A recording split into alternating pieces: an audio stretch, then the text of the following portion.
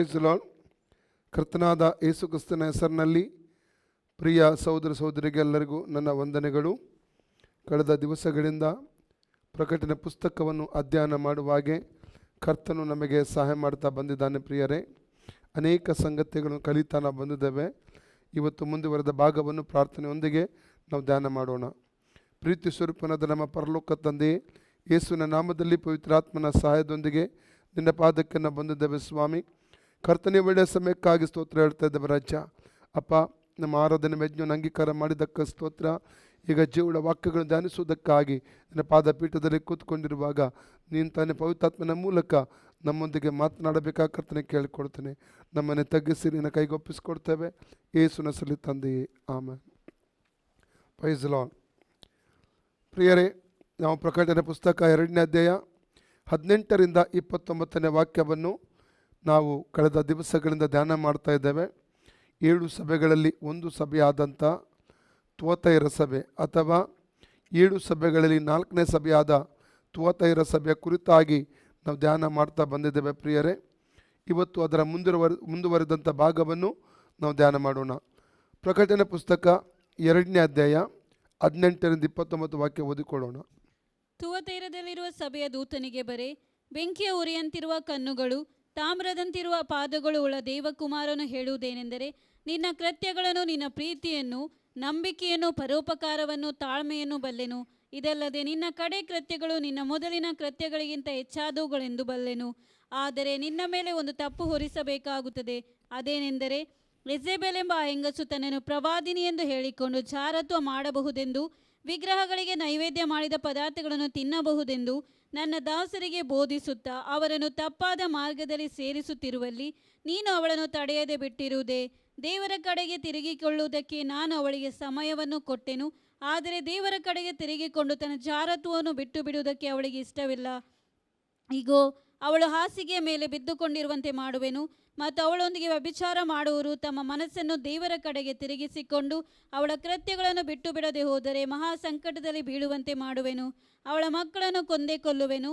ಆಗ ನಾನು ಮನುಷ್ಯರ ಅಂತರಿಂದ್ರಿಯವನ್ನು ಹೃದಯವನ್ನು ಪರೀಕ್ಷಿಸುವನಾಗಿದ್ದೇನೆಂಬುದು ಎಲ್ಲ ಸಭೆಗಳಿಗೆ ಗೊತ್ತಾಗುವುದು. ನಿಮ್ಮಲ್ಲಿ ಪ್ರತಿಯೊಬ್ಬನಿಗೆ ಅವನವನ ಕೃತ್ಯಗಳಿಗೆ ತಕ್ಕ ಹಾಗೆ ಪ್ರತಿಫಲ ಕೊಡುವೆನು. ಆದರೆ ತುವತೈರದಲ್ಲಿರುವ ಉಳಿದವರಿಗೆ, ಅಂದರೆ ಅಗಾಧ ಬೋಧೆಯೆಂದು ಹೇಳಿಸಿಕೊಂಡಿರುವ ಸೈತಾನನಿಂದ ಪ್ರೇರಿತವಾದ ದುರ್ಬೋಧನೆಯನ್ನು ನಿಮ್ಮಲ್ಲಿ ಯಾರು ತಿಳಿಯದೆಯೂ ಅವಲಂಬಿಸದೇ ಇರುತ್ತಾರೋ ಅವರಿಗೆ ಹೇಳುವುದೇನೆಂದರೆ, ನಿಮಗಿರುವುದನ್ನು ನಾನು ಬರುವ ತನಕ ಬಿಗಿಯಾಗಿ ಹಿಡಿದುಕೊಂಡಿರಬೇಕೆಂಬ ಅಪ್ಪನೆಯನ್ನೇ ಹೊರತು ಮತ್ತೊಂದು ಭಾರವನ್ನು ನಿಮ್ಮ ಮೇಲೆ ಹಾಕುವುದಿಲ್ಲವೆಂಬುದೇ. ಯಾವನು ಜಯಶಾಲಿಯಾಗಿದ್ದು ನನಗೆ ಮೆಚ್ಚುಗೆಯಾದ ಕೃತ್ಯಗಳನ್ನು ಕಡೆಯವರೆಗೂ ನಡೆಸುತ್ತಾನೋ ಅವನಿಗೆ ನಾನು ನನ್ನ ತಂದೆಯಿಂದ ಹೊಂದಿದ ಅಧಿಕಾರದಂತೆ ಜನಾಂಗಗಳ ಮೇಲೆ ಅಧಿಕಾರವನ್ನು ಕೊಡುವೆನು. ಅವನು ಕಬ್ಬಿಣದ ಕೋಲಿನಿಂದ ಅವರನ್ನು ಆಳುವನು. ಮಣ್ಣಿನ ಮಡಿಕೆಗಳು ಒಡೆಯುವಂತೆ ಅವರ ಬಲ ಮುರಿದು ಹೋಗುವುದು. ಇದಲ್ಲದೆ ಉದಯ ಸೂಚಕ ನಕ್ಷತ್ರವನ್ನು ಅವನಿಗೆ ಕೊಡುವೆನು. ದೇವರಾತ್ಮನು ಸಭೆಗಳಿಗೆ ಹೇಳುವುದನ್ನು ಕಿವಿ ಉಳ್ಳವನು ಕೇಳಲಿ. Praise the lord. ಪ್ರಿಯರೇ, ನಾವು ಕಳೆದ ದಿವಸಗಳಲ್ಲಿ ಕೆಲವೊಂದು ವಾಕ್ಯಗಳನ್ನು ಧ್ಯಾನ ಮಾಡಿದ್ದೇವೆ. 18ನೇ ವಾಕ್ಯ ನಮಗೆ ಗೊತ್ತಿರುವ ಹಾಗೆ ಆ ಸಭೆ ವಿಳಾಸ ಹೇಳಿ ದೇವರು ಈ ಸ್ವಾಮಿ ಆ ಸಭೆಗೆ ಕೊಡುವಂಥ ಸಂದೇಶ ಮಾತ್ರವಲ್ಲ, 18ನೇ ವಾಕ್ಯದಲ್ಲಿ 2 ವಿಧವಾಗಿ ಕರ್ತನಾದ ಯೇಸು ಸ್ವಾಮಿ ಈ ಸಭೆಗೆ ಪ್ರಕಟವಾಗ್ತಾ ಇದ್ದಾನೆ. ಉರಿ ಕಣ್ಣುಳ್ಳವನಾಗಿಯೂ ತಾಮ್ರದ ಪಾದಗಳುಳ್ಳವನಾಗಿಯೂ ಈ ಸಭೆಗೆ ಆತನು ಪ್ರಕಟವಾಗುವುದನ್ನು ನೋಡ್ತೇವೆ. 19ನೇ ವಾಕ್ಯ ಮತ್ತು 24ನೇ ವಾಕ್ಯದಲ್ಲಿ 7 ವಿಧವಾದ ಈ ಸಭೆಗಳಲ್ಲಿರುವ ಒಳ್ಳೆಯ ಸಂಗತಿಗಳ ಬಗ್ಗೆ ನಾವು ಈಗಾಗಲೇ ಧ್ಯಾನ ಮಾಡಿದ್ದೇವೆ. ಈಗ 20 ಮತ್ತು 21ನೇ ವಾಕ್ಯದಲ್ಲಿರುವ 6 ತಪ್ಪು ಸಂಗತಿಗಳನ್ನು ಎತ್ತಿ ಹೇಳಿ ಕರ್ತನು ಈ ಸಭೆಯನ್ನು ಎಚ್ಚರಿಸುವಂಥದ್ದನ್ನು ಇಲ್ಲಿ ನಾವು ಕಾಣ್ತಾ ಇದ್ದೇವೆ. ಪ್ರಿಯರೇ, ಹಾಗಾದರೆ ನಾವು ನಿನ್ನೆ ದಿವಸ ನಾವು ಈ 20ನೇ ವಾಕ್ಯದ ತನ್ನನ್ನು ಯೆಜೆಬೆಲ್ ಎಂಬಂತಹ ಸ್ತ್ರೀಯು ತನ್ನನ್ನು ಪ್ರವಾದಿನಿ ಎಂಬುದಾಗಿ ಹೇಳಿ ಆ ವಾಕ್ಯವನ್ನು ನಾವು ಧ್ಯಾನ ಮಾಡಿದೆ. ಪುನಃ ಇವತ್ತು ನಾವು 20ನೇ ವಾಕ್ಯ ಓದಿಕೊಳ್ಳೋಣ. ಆದರೆ ನಿನ್ನ ಮೇಲೆ ಒಂದು ತಪ್ಪು ಹೊರಿಸಬೇಕಾಗುತ್ತದೆ. ಅದೇನೆಂದರೆ, ಯೆಜೆಬೆಲ್ ಎಂಬ ಹೆಂಗಸು ತನ್ನನ್ನು ಪ್ರವಾದಿನಿ ಎಂದು ಹೇಳಿಕೊಂಡು. ಬಸ್, ಇಲ್ಲಿ ಯೆಜೆಬೆಲರ ಬಗ್ಗೆ ನಾವು ಈಗಾಗಲೇ ಧ್ಯಾನಿಸಿದ್ದೇವೆ. ಅನೇಕರು ಈ ದಿನಮಾನಗಳಲ್ಲಿ ಈ ಒಂದು ಮೂಲವಾಗಿ ಈ ವಿಷಯನ ಧ್ಯಾನ ಮಾಡ್ತಾ ಇದ್ದೇವೆ. ಇವಳು ಪ್ರವಾದಿನಿ ಅಲ್ಲದಿದ್ದರೂ ತನ್ನನ್ನು ಪ್ರವಾದಿನಿಕೆಂದು ಹೇಳಿಕೊಂಡು ತಪ್ಪಾದ ಉಪದೇಶವನ್ನು ಸಭೆಗೆ ಬೋಧಿಸುವಂಥದ್ದನ್ನು ನಾವಿಲ್ಲಿ ಕಾಣ್ತಾ ಇದ್ದೇವೆ. ಪ್ರಕಟಣೆ ಪುಸ್ತಕ 2ನೇ ವಾಕ್ಯದಲ್ಲಿ ಎಫೆಸ ಸಭೆಯಲ್ಲಿ ಅಪೊಸ್ತಲರು ಅಲ್ಲದಿದ್ದರೂ ತಮ್ಮನ್ನು ಅಪೊಸ್ತಲರೆಂಬುದಾಗಿ ಕರೆಸಿಕೊಂಡವರನ್ನು ಪರೀಕ್ಷಿಸಿ ಆ ಸಭೆ ಸುಳ್ಳುಗಾರರೆಂಬುದಾಗಿ ಕಂಡುಕೊಂಡಿತು. ನಾವು 2 ಕೊರಿಂಥ 11ನೇ ಅಧ್ಯಾಯ 13, 14, 15 ವಾಕ್ಯ ಓದುವಾಗ ಅಲ್ಲಿ ಸುಳ್ಳು ಅಪೊಸ್ತಲರ ಕುರಿತಾಗಿಯೂ ಸುಳ್ಳು ಸೇವಕರ ಕುರಿತಾಗಿಯೂ ವೇಷಧಾರಿ ಸೇವಕರ ಕುರಿತಾಗಿಯೂ ಅಲ್ಲಿ ಸ್ಪಷ್ಟವಾಗಿ ಬರೆದಿರುವುದನ್ನು ನಾವು ಕಾಣಲಿಕ್ಕೆ ನಮಗೆ ಸಾಧ್ಯವಾಗುತ್ತದೆ. ಇವತ್ತಿನ ದಿನಮಾನಗಳಲ್ಲಿ ಸ್ವಘೋಷಿತ ಸೇವಕರು ತಪ್ಪು ಉಪದೇಶಗಳನ್ನು ಕೊಡುವಂಥದ್ದನ್ನು ಕಾಣ್ತೇವೆ ನಾವು. ಅವರಿಗೆ ಸಭೆಯಲ್ಲಿ ರಕ್ಷಣೆ ಹೊಂದಿದ ಅನುಭವ ಇಲ್ಲ. ಒಂದು ವೇಳೆ ರಕ್ಷಣೆ ಹೊಂದಿದ ಅನುಭವ ಇದ್ದರೂ ಒಂದು ಸಭೆಯಲ್ಲಿ ಒಂದು ಸ್ಪಿರಿಚುವಲ್ ಕವರಿಂಗಲ್ಲಿ ಮೆಂಟರ್ಶಿಪ್ಪಲ್ಲಿ ಬೆಳೆದಂಥ ಒಂದು ಅನುಭವ ಅವರಿಗಿರುವುದಿಲ್ಲ. ಅಸ್ತಿವಾರ ಉಪದೇಶಗಳ ಕುರಿತು ಅವರಿಗೆ ಗೊತ್ತಿರುವುದಿಲ್ಲ. ವಾಕ್ಯದ ಸರಿಯಾದಂಥ ತಿಳುವಳಿಕೆ ಅವರಿಗಿರುವುದಿಲ್ಲ. 1-2 ಪ್ರಸಂಗ ರೆಡಿ ಮಾಡಿಕೊಂಡು ಏನೋ ಹೇಳ್ತಾ ಹೋಗ್ತಾರೆ. ಇದು ಏನಾಗುತ್ತದೆ ಅಂದರೆ ಅನೇಕರನ್ನು ದಾರಿ ತಪ್ಪಿಸುವುದಕ್ಕೆ ಕಾರಣವಾಗುತ್ತದೆ ಪ್ರಿಯರೇ. ಸೇವೆ ಎಂಬುವಂಥದ್ದು ಆಟವಲ್ಲ. ಅದು ವಿಶೇಷವಾಗಿ ಬೋಧಿಸುವಂಥ ಸೇವೆ, ಉಪದೇಶ ಮಾಡುವಂಥ ಸೇವೆ ಇದೊಂದು ಆಟವಲ್ಲ. ನಾವು ಚೆನ್ನಾಗಿ ಅರ್ಥ ಮಾಡಿಕೊಳ್ಳಬೇಕು. ಅದಕ್ಕೆ ಒಂದು ಕರೆ ಇರಬೇಕು. ಕರೆಗನುಗುಣವಾದ ಅಭಿಷೇಕವನ್ನು ನಾವು ಕರ್ತನಿಂದ ಹೊಂದಿಕೊಂಡವರಾಗಿರಬೇಕು. ಆಗ ಮಾತ್ರ ಆತನು ಕೊಟ್ಟಂಥ ಒಂದು ಸೇವೆಯನ್ನು ನಾವು ಸರಿಯಾದ ರೀತಿಯಲ್ಲಿ ಮಾಡುವುದಕ್ಕೆ ನಾವು ಆಗುತ್ತದೆ. ಆದರೆ ಅನೇಕರು ನಾನು ಅಪೊಸ್ತಲ, ನಾನು ಪ್ರವಾದಿ, ನಾನು ಸುವಾರ್ತಿಕ, ನಾನು ಸಭಾಪಾಲಕ, ನಾನು ಬೋಧಕ ಎಂಬುದಾಗಿ ಹೇಳಿಕೊಂಡು ಸ್ವಘೋಷಿತವಾಗಿ ಅವರು ಘೋಷಿಸಿಕೊಂಡು ಕೊನೆಗೆ ಅವರಿಗೆ ವಾಕ್ಯದ ಸರಿಯಾದ ಜ್ಞಾನ ಇಲ್ಲದರಿಂದಾಗಿ ತಪ್ಪು ಉಪದೇಶಗಳನ್ನು ಮಾಡುವಂಥವರನ್ನು ಈ ದಿನಮಾನಗಳಲ್ಲಿ ಕಾಣ್ತಾ ಹೆಚ್ಚಿನದಾಗಿ ನಾನು ಗಮನಿಸಿದ್ದೇನೆ. ಫೇಸ್ಬುಕ್ಕಲ್ಲಿ, ಯೂಟ್ಯೂಬಲ್ಲಿ, ಈ ಸೋಷಿಯಲ್ ಮೀಡಿಯಾದಲ್ಲಿ ಈ ದಿನಮಾನಗಳಲ್ಲಿ ಯಾರು ಸತ್ಯ ಉಪದೇಶಕರು, ಯಾರು ಸುಳ್ಳು ಉಪದೇಶಕರು ಎಂಬುದಾಗಿ ಗೊತ್ತಾಗುವುದಿಲ್ಲ. ಅವರಿಗೆ ಒಂದು ಆತ್ಮಿಕ ತಂದೆ ಇರುವುದಿಲ್ಲ, ಒಂದು ಸಭೆಯಲ್ಲಿ ಬೆಳೆದ ಅನುಭವ ಇರುವುದಿಲ್ಲ, ಒಂದು ಆತ್ಮಿಕ ನಾಯಕತ್ವದ ಕೆಳಗೆ ಬೆಳೆದಂಥ ಅನುಭವ ಅವರಿಗಿರುವುದಿಲ್ಲ. ಈ ರೀತಿಯ ಕೆಲವೊಂದನ್ನು ನಾವು ಕಾಣಲಿಕ್ಕೆ ಸಾಧ್ಯ. ಒಂದು ಸಭೆಯಲ್ಲಿ ಸಭಾಪಾಲಕರೊಂದಿಗೆ ಏನಾದರೂ ಹೆಚ್ಚು ಕಮ್ಮಿ ನಡೆದಾಗ ಅವ್ರೇನು ಮಾಡ್ತಾರೆ ಅಂದರೆ ಆ ಸಭೆಯನ್ನು ಬಿಟ್ಟು ಹೋಗುತ್ತಾರೆ. ತಮ್ಮದೇ ಆದಂಥ ಒಂದು ಸೇವೆಯನ್ನು ಸ್ಟಾರ್ಟ್ ಮಾಡ್ತಾರೆ. ಅವರು ಆರಂಭಿಸುವಂಥ ಸೇವೆಗೆ ನಿಜವಾಗಿ ದೇವರನ್ನು ಕರೆದಿದ್ದಾನ, ದೇವರಲ್ಲಿ ಚಿತ್ತ ಇದೆಯಾ, ದೇವರ ಅಭಿಷೇಕ ಅವರು ಹೊಂದಿಕೊಂಡಿದ್ದಾರಾ, ಅದರ ಬಗ್ಗೆ ಚಿಂತೆ ಮಾಡಲ್ಲ. ಒಂದು ಬಿಸ್ನೆಸ್ ಮಾಡುವ ರೀತಿಯಲ್ಲಿ ಸೇವೆ ಮಾಡುವಂಥದ್ದಲ್ಲ ಪ್ರಿಯರೇ. ಅಲ್ಲಲ್ಲಿಯ ಒಬ್ಬರಿಗೆ ಇರುವಂಥ ಒಂದು ಬಿಸ್ನೆಸ್ಸನ್ನು ಇನ್ನೊಬ್ಬರು ಮಾಡಬಹುದು, ತೊಂದರೆ ಇಲ್ಲ. ಆದರೆ ಸೇವೆಗೆ ಒಂದು ಕರೆ ಇರಬೇಕು, ಸೇವೆಗೆ ಒಂದು ಅಭಿಷೇಕ ಇರಬೇಕು, ಒಂದು ಆತ್ಮಿಕ ನಾಯಕತ್ವದ ಕೆಳಗೆ ಬೆಳೆದ ಅನುಭವ ಇರಬೇಕು. ಆವಾಗ ಮಾತ್ರ ಒಂದು ಏನು ಹೇಳ್ತಾರೆ ಸಫಲಭರಿತವಾದಂಥ ಒಂದು ಸೇವೆಯನ್ನು ಈ ಭೂಲೋಕದಲ್ಲಿ ನಮಗೆ ಮಾಡಲಿಕ್ಕೆ ನಮಗೆ ಸಾಧ್ಯವಾಗುತ್ತದೆ ಪ್ರಿಯರೇ. ಇಲ್ಲಿ ನಾವು ನಿನ್ನೆ ದಿವಸವರೆಗೆ ಸೇವೆಯ ಕುರಿತಾಗಿ ಅನೇಕ ವಿಚಾರಗಳನ್ನು ಕಲಿತಾ ಬಂದೆವು. ನಿನ್ನೆ ದಿವಸ ಸೇವೆ ಮಾಡುವ ಸೇವಕರ ಗುಣಲಕ್ಷಣಗಳ ಕುರಿತಾಗಿ ನಾವು ಕೆಲವೊಂದನ್ನು ನಿನ್ನೆ ದಿವಸ ನಾವು ಧ್ಯಾನ ಮಾಡಿದ್ದೇವೆ. ಇವತ್ತು ಸೇವೆಯ ಕುರಿತಾಗಿ ಸೇವೆಯ ಕರೆ ಯಾವ ರೀತಿಯಲ್ಲಿ ಪ್ರಕಟವಾಗುತ್ತದೆ, ಯಾವ ರೀತಿಯಲ್ಲಿ ಎಂಬುದಾಗಿ ಕೆಲವೊಂದು ವಿಚಾರಗಳನ್ನು ನಾವು ಕಲೀಲಿಕ್ಕೆ ನಾವು ಹೋಗುತ್ತೇವೆ ಪ್ರಿಯರೇ. ಒಂದು ತಿಳ್ಕೋಬೇಕು, ಸೇವೆಯನ್ನು ಹೊಂದುವಂಥದ್ದು, ದೈವಿಕವಾದ ಸೇವೆಯನ್ನು ಹೊಂದುವಂಥದ್ದು ಅದು ಕೇವಲ ದೇವರ ಕರುಣೆಯಿಂದ ಮಾತ್ರ ಎಂಬುದಾಗಿ ನಾವು ಚೆನ್ನಾಗಿ ಅರ್ಥ ಮಾಡಿಕೊಳ್ಳಬೇಕು. 2 ಕೊರಿಂಥ ಚಾಪ್ಟರ್ 4:1 ವಾಕ್ಯ ಓದುವ. 2 ಕೊರಿಂಥ 4ನೇ ಅಧ್ಯಾಯ 1ನೇ ವಾಕ್ಯ. ಆದುದರಿಂದ ನಾವು ದೇವರ ಕರುಣೆಯಿಂದ ಈ ಸೇವೆಯನ್ನು ಹೊಂದಿದವರಾಗಿರಲಾಗಿ ಧೈರ್ಯಗೆಟ್ಟು ಹಿಂದೆಗೆಯುವುದಿಲ್ಲ. ನೋಡಿ, ನಾವು ದೇವರ ಕರುಣೆಯಿಂದ ಈ ಸೇವೆ ಹೊಂದಿದ್ದರಿಂದ ಯಾವುದೇ ಕಾರಣಕ್ಕೂ ಧೈರ್ಯಗೆಟ್ಟು ಹಿಂದಕ್ಕೆ ಸರಿಯುವುದಿಲ್ಲ. ಅದರ ಅರ್ಥ ಬರುವಂಥ ಸವಾಲುಗಳನ್ನು ಎದುರಿಸುವುದಕ್ಕಾಗಿ, ಪ್ರತಿಯೊಂದು ಪರಿಸ್ಥಿತಿಗಳನ್ನು ಎದುರಿಸುವುದಕ್ಕಾಗಿ ನಾವು ದೃಢವಾಗಿ ನಾವು ನಿಲ್ಲುತ್ತೇವೆ. ಧೈರ್ಯಗೆಟ್ಟು ಯಾವ ಪರಿಸ್ಥಿತಿಯಲ್ಲಿಯೂ ಧೈರ್ಯಗೆಟ್ಟು ಹಿಂದೆ ಸರಿಯುವುದಿಲ್ಲ. ನಿನ್ನೆ ದಿವಸ ನನ್ನ ಅನುಭವ ಕೂಡ ನಾನು ಹೇಳಿದೆ. ಹೇಗೆ ದೇವರು ನನಗೆ ಸೇವೆ ಕರೆದ, ಹೇಗೆ ದೇವರು ನನಗೆ ಸೇವೆ ಕೊಟ್ಟ, ಆರಂಭದ ಅನುಭವಗಳು ಯಾವ ರೀತಿಯಲ್ಲಿ ಇದ್ದವು, ಅನೇಕ ವಿಚಾರಗಳನ್ನು ನಿನ್ನೆ ದಿವಸ ನಿಮ್ಮ ಜೊತೆಯಲ್ಲಿ ಹಂಚಿಕೊಳ್ಳುವುದಕ್ಕಾಗಿ ದೇವರು ನನಗೆ ಸಹಾಯ ಮಾಡಿದ ಪ್ರಿಯರೇ. ಅನೇಕ ಸವಾಲುಗಳು ನನ್ನ ಜೀವಿತದಲ್ಲಿ ಬಂದವು. ಎಷ್ಟೋ ಸಲ ಸೇವೆ ಬಿಟ್ಟು ಓಡಿ ಹೋಗುವ ಅನುಭವಗಳಿದ್ದವು. ಆದರೆ ಹಿಂದಕ್ಕೆ ಓಡಿ ಹೋಗುವುದಕ್ಕೆ ದೇವರು ಯಾವತ್ತೂ ಅವಕಾಶ ಕೊಡಲಿಲ್ಲ ಪ್ರಿಯರೇ. ಅದಕ್ಕೆ ಅಲ್ಲಿ ಪೌಲನು ಹೇಳ್ತಾ ಇದ್ದಾನೆ, ದೇವರ ಕರುಣೆಯಿಂದ ಈ ಸೇವೆಯನ್ನು ಹೊಂದಿದವರಾಗಿರಲಾಗಿ ಧೈರ್ಯಗೆಟ್ಟು ನಾವು ಹಿಂಜರಿಯುವುದಿಲ್ಲ, ಹಿಂದಕ್ಕೆ ಸರಿಯುವುದಿಲ್ಲ. ಯಾವುದೇ ಕಾರಣಕ್ಕೂ ಅಭಿಷೇಕ ಒಬ್ಬ ವ್ಯಕ್ತಿಯ ಮೇಲಿದ್ದರೆ, ಒಬ್ಬ ವ್ಯಕ್ತಿಯ ಮೇಲೆ ಒಂದು ಕರೆ ಇದ್ದರೆ ಆತನು ಧೈರ್ಯಗೆಟ್ಟು ಆತ ಹಿಂದಕ್ಕೆ ಸರಿಯುವುದಿಲ್ಲ. ಮೊನ್ನೆ ಎಲಿಯನ ಬಗ್ಗೆ ನಾವು ಕಲಿತೆವು. 1 Kings chapter 19 1-10 ಓದಿದ್ರೆ ಗೊತ್ತಾಗ್ತದೆ. ಜೆಜಬೇಲಳ ಒಂದು ಬೆದರಿಕೆಗೆ ಆತನು ಹೆದರಿ ಆ ಸೇವಾ ಸ್ಥಳವನ್ನು ಆತನು ಬಿಟ್ಟು ಓಡಿ ಹೋಗುವಂಥದ್ದನ್ನು ಅಲ್ಲಿ ನಾವು ಕಾಣ್ತಾ ಇದ್ದೇವೆ ಪ್ರಿಯರೇ. ಕೊನೆಗೆ ಕಾಡಿನ ಒಳಗಡೆ ಹೋಗಿ ಆತನ ಮರಣವನ್ನು ಬಯಸಿ ಪ್ರಾರ್ಥಿಸುವಂಥದ್ದನ್ನು ಕೂಡ ಅಲ್ಲಿ ನಾವು ಕಾಣ್ತಾ ಇದ್ದೇವೆ ಪ್ರಿಯರೇ. ಆದರೆ ದೇವದೂತನನ್ನು ದೇವರು ಕಳಿಸಿ ಅವನು ಬಲಪಡಿಸಿದ. ಕೊನೆಗೆ ಸ್ವತಃ ದೇವರೇ ಅವನಿಗೆ ದರ್ಶನಲ್ಲಿ ಕೊಡುವಂಥದ್ದನ್ನು ಅಲ್ಲಿ ನಾವು ಕಾಣ್ತಾ ಇದ್ದೇವೆ ಪ್ರಿಯ. ದೇವಗರಿಯಾದ ಹೊರಬೆಗೆ ಮುಟ್ಟಿದಾಗ ಒಂದು ಗಬೇಲಿ ಇಳ್ಕೊಂಡ. ಅಲ್ಲಿ ಸ್ಪಷ್ಟವಾಗಿ ದೇವರು ಅವನಿಗೆ ದರ್ಶನ ಕೊಟ್ಟು ದೇವರ ಆತನೊಟ್ಟಿಗೆ ಮಾತನಾಡಿ ಅವನು ಬಲಪಡಿಸುವಂಥದ್ದನ್ನು ಅಲ್ಲಿ ನಾವು ಕಾಣಲಿಕ್ಕೆ ನಮಗೆ ಸಾಧ್ಯ. ಆದ ಕಾರಣ ಈ ಸೇವೆ ಹೊಂದಿದ್ದು ನಮ್ಮ ಯೋಗ್ಯತೆಯಿಂದ ಅಲ್ಲ ಪ್ರಿಯರೇ, ನಮ್ಮ ತಲಾಂತಿನಿಂದ ಅಲ್ಲ, ದೇವರ ಕರುಣೆಯಿಂದ ಎಂಬುದಾಗಿ ಚೆನ್ನಾಗಿ ಅರ್ಥ ಮಾಡಿಕೊಳ್ಬೇಕು.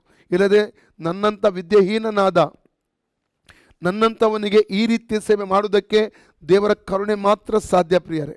1 Corinthians 15:10 1 Corinthians 15:10 ಹೇಳ್ತದೆ, ನಾನೀಗ ಎಂಥವನಾಗಿದ್ದೇನೋ ಅದು ದೇವರ ಕೃಪೆ ಎಂಬುದಾಗಿ ಅಲ್ಲಿ ಸ್ಪಷ್ಟವಾಗಿ ಪೌಲನು ಅಲ್ಲಿ ಹೇಳುವಂಥದ್ದನ್ನು ಅಲ್ಲಿ ನಾವು ಕಾಣಲಿಕ್ಕೆ ನಮಗೆ ಸಾಧ್ಯವಾಗುತ್ತದೆ ಪ್ರಿಯರೇ.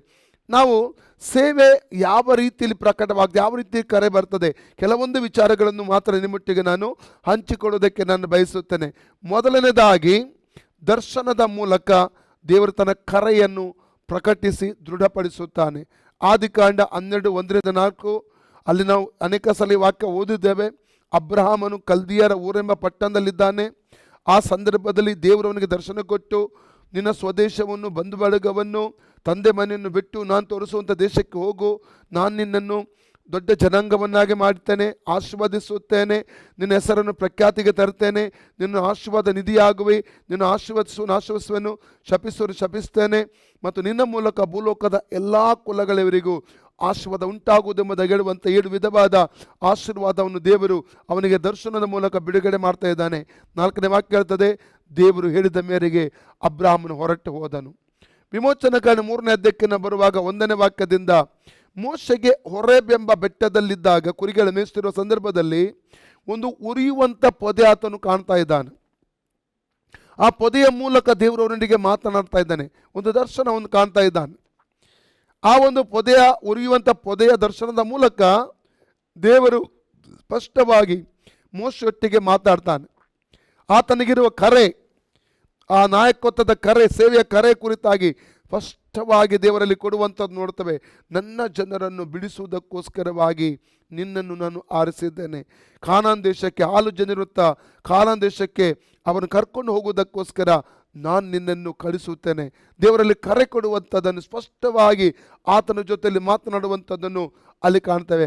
ಆ ಪುಸ್ತಕತೆ 9ನೇ ಅಧ್ಯಾಯದಲ್ಲಿ 1-18 ವಾಕ್ಯದವರೆಗೆ ಓದುವುದಾದರೆ ಅಲ್ಲಿ ನಾವು ಸ್ಪಷ್ಟವಾಗಿ ದಮಸ್ಕದ ದಾರಿಯಲ್ಲಿ ಪೌಲನಿಗೆ ಕರ್ತನು ದರ್ಶನ ಕೊಟ್ಟು ತನ್ನ ಸೇವೆಗೆ ಕರೆಯುವಂಥದ್ದನ್ನು ಕೂಡ ಅಲ್ಲಿ ನಾವು ಕಾಣ್ತೇವೆ. ಅನಾನಿಯನಿಗೆ 16-17-18 ವಾಕ್ಯದಲ್ಲಿ, ಆ ಪುಸ್ತಕತೆ 9-16-17-18ರಲ್ಲಿ ಅವನು ನನ್ನ ಹೆಸರು ನಿಮಿತ್ತ ಎಷ್ಟೆಲ್ಲ ಸಹಿಸಲಿಕ್ಕೆ ಇದೆ ಎಂಬುದಾಗಿ ಕೂಡ ಕರ್ತನೊಟ್ಟಿಗೆ ಮಾತಾಡುವಂಥದ್ದನ್ನು ಅಲ್ಲಿ ನಾವು ಕಾಣ್ತಾ ಇದ್ದೇವೆ. ಹಾಗಾದರೆ ಮೊದಲನೇದಾಗಿ ದರ್ಶನದ ಮೂಲಕವಾಗಿ ದೇವರು ಕರೀತಾನೆ. ನಾನು ಮೊನ್ನೆ ದಿವಸ ಹೇಳಿದ್ದೇನೆ, ಕರೆ ನಮ್ಮ ಗರ್ಭದಲ್ಲಿದ್ದಾಗಲೇ ಬಂದಿರುತ್ತದೆ. ಅನಾದಿ ಕಾಲದಲ್ಲಿ ನಮ್ಮ ಕುರಿತಾಗಿ ದೇವರು ಇಂದು ಯೋಜನೆ ಇಟ್ಟಿದ್ದಾನೆ. ನಾವು ಯೆರೆಮೀಯ 1:4-5 ಮತ್ತು ಗಲಾತ್ಯ 1:15 ಆ ವಾಕ್ಯದ ಪ್ರಕಾರವಾಗಿ ತಾಯಿಯ ಗರ್ಭದಿಂದಲೇ ದೇವರು ನಮ್ಮನ್ನು ಆರಿಸಿರುತ್ತಾನೆ, ಕರೆದಿರುತ್ತಾನೆ. ಆದರೆ ಕರೆ ಪ್ರಕಟವಾಗುವುದು, ಅದು ಬಹಿರಂಗವಾಗುವಂಥದ್ದು ಅದು ಯಾವಾಗ ಅಂದರೆ ಸಂದರ್ಭಕ್ಕೆ ಅನುಸಾರವಾಗಿ. ಅಂದರೆ 2 ಥೆಸಲೋನಿಕ 2:14 ಪ್ರಕಾರ ಅಲ್ಲಿ ದೇವರು ಸುವಾರ್ತೆಯ ಮೂಲಕ ನಮ್ಮನ್ನು ಕರೆಯುತ್ತಾನೆ. ಸುವಾರ್ತೆಗೆ ನಾವು ಪ್ರತಿಕ್ರಿಯಿಸುವಾಗ, ಅಂದರೆ ಸುವಾರ್ತೆಯನ್ನು ಕೇಳಿ ನಮ್ಮ ಪಾಪಕ್ಕೆ ಪಶ್ಚಾತ್ತಾಪಪಟ್ಟು ಯೇಸು ಸ್ವಾಮಿಯ ರಕ್ಷಕನ ಒಡೆಯನಾಗಿ ಅಂಗೀಕಾರ ಮಾಡಿ ಆತನ ವಾಕ್ಯಕ್ಕೆ ವಿಧೇಯರಾಗಿ ತಂದೆ ಮಗ ಪವಿತ್ರಾತ್ಮನ ಹೆಸರಿನಲ್ಲಿ ನೀರಲ್ಲಿ ಮುಳುಗಿ ದೀಕ್ಷೆ ತೆಗೆದುಕೊಂಡು ಆತನ ವಾಕ್ಯ ಪ್ರಕಾರ ಜೀವಿಸುವುದಕ್ಕಾಗಿ ತೀರ್ಮಾನ ತಗೊಂಡಾಗ ಅಲ್ಲಿಂದ ನಮ್ಮ ಪ್ರೋಸೆಸ್ ಸ್ಟಾರ್ಟ್ ಆಗುತ್ತದೆ. ದೇವರು ಅದರ ಮಧ್ಯದಲ್ಲಿ ದೇವರು ಯಾವಾಗ ಬೇಕಾದರೂ ಆ ಸೇವೆಯನ್ನು ನಮ್ಮ ಜೀವಿತದಲ್ಲಿ ಪ್ರಕಟಪಡಿಸಿ ಆತನ ದೃಢಪಡಿಸಬಹುದು. ಅಲ್ಲಿ ದರ್ಶನದ ಮೂಲಕವಾಗಿ ಪೌಲನಿಗೂ ಕೂಡ ದೇವರು ತನ್ನ ಸೇವೆಯನ್ನು ಪ್ರಕಟಿಸುವಂಥದ್ದನ್ನು ಇಲ್ಲಿ ನಾವು ಕಾಣಲಿಕ್ಕೆ ನಮಗೆ ಸಾಧ್ಯವಾಗ್ತದೆ ಪ್ರಿಯರೇ. ಎರಡನೇದಾಗಿ ಸೇವೆಗೆ ಕರೆಯುವಂಥದ್ದು, ಪ್ರಕಟಿಸುವಂಥದ್ದು ಪ್ರವಾದಿಗಳ ಮೂಲಕವಾಗಿ. ಪ್ರವಾದಿಗಳ ಮೂಲಕ ದೇವರು ಕನ್ಫರ್ಮೇಷನ್ ಕೊಡ್ತಾನೆ ಪ್ರಿಯರೇ. ಇಲ್ಲಿ ನಾವು ನೋಡ್ತೇವೆ 1 ಸಾಮುವೇಲ 16ನೇ ಅಧ್ಯಾಯ 1-13 ವಾಕ್ಯದಲ್ಲಿ ಓದುವುದಾದರೆ, ಪ್ರವಾದಿಯಾದ ಸಾಮುವೇಲನನ್ನು ದೇವರು ಈಶಾಯನ ಮನೆಗೆ ಕಳಿಸುವಂಥದ್ದು ನೋಡ್ತೇವೆ. ಕಾರಣ ಅಲ್ಲಿ ಅವನ 7 ಜನ ಮಕ್ಕಳಲ್ಲಿ ಒಬ್ಬನನ್ನು ದೇವರು ರಾಜನಾಗಿ ಅಭಿಷೇಕ ಮಾಡಲಿಕ್ಕೆ ಇತ್ತು. ಅಲ್ಲಿ ದಾವೀದನನ್ನು ದೇವರು ರಾಜನಾಗಿ ಅಭಿಷೇಕ ಮಾಡುವಂಥದ್ದನ್ನು ಸಾಮುವೇಲ ಪ್ರವಾದಿ ಮೂಲಕವಾಗಿ ಅಲ್ಲಿ ಕಾಣ್ತೇವೆ ನಾವು. 1 ಅರಸು 19 ಅಧ್ಯಾಯ 19-20 ವಾಕ್ಯ, 1 ಕಿಂಗ್ ಚಾಪ್ಟರ್ 19-20 ದೇವರು ಪ್ರವಾದಿದ ಎಲಿಯನ ಮೂಲಕವಾಗಿ ಸೇವೆ ಕರೆಯುವಂಥದ್ದನ್ನು ಕೂಡ ಅಲ್ಲಿ ನಾವು ಕಾಣಲಿಕ್ಕೆ ನಮಗೆ ಸಾಧ್ಯ. ಹಾಗಾದರೆ ಪ್ರವಾದಿಗಳ ಮೂಲಕವಾಗಿ ಕೂಡ ಆ ಸೇವೆಯನ್ನು ದೇವರು ದೃಢಪಡಿಸುವುದನ್ನು ಇಲ್ಲಿ ನಾವು ಕಾಣಲಿಕ್ಕೆ ನಮಗೆ ಸಾಧ್ಯ. ನಾನು ಆವಾಗಲೇ ಹೇಳಿದ್ದೇನೆ, ನಾನು ಬಹರೀನ್ನಲ್ಲಿ ನಮ್ಮ ಆಫೀಸ್ನಲ್ಲಿರುವಂಥ ಟಾಯ್ಲೆಟಲ್ಲಿ ಪ್ರಾರ್ಥನೆ ಮಾಡ್ತಾ ಇದ್ದೆ. ಆವಾಗ 40 ದಿವಸದ ಉಪವಾಸ ಪ್ರಾರ್ಥನೆ ತಗೊಂಡಿದ್ದೇನೆ, ಲಿಕ್ವಿಡ್ ಫಾಸ್ಟಿಂಗ್. ಅದರ 10-12 ದಿವಸ ನಂತರ ಪಾಸ್ಟರ್ ಮೊರಸೂರಲ್ಲಿ ಬಂದಿದ್ದರು. ಅವರ ಮೂಲಕ ಸ್ಪಷ್ಟವಾಗಿ ದೇವರು ನನ್ನೊಟ್ಟಿಗೆ ಮಾತಾಡಿದ. ಯಾವ ರೀತಿ ದರ್ಶನ ದೇವರು ಕೊಟ್ಟಿದ್ದನೋ ಅದೇ ದರ್ಶನವನ್ನು ಪ್ರವಾದನ ರೂಪದಲ್ಲಿ ಅವರ ಮೂಲಕ ಹೇಳುವಂತೆ ದೇವರು ಸಹಾಯ ಮಾಡಿದನು.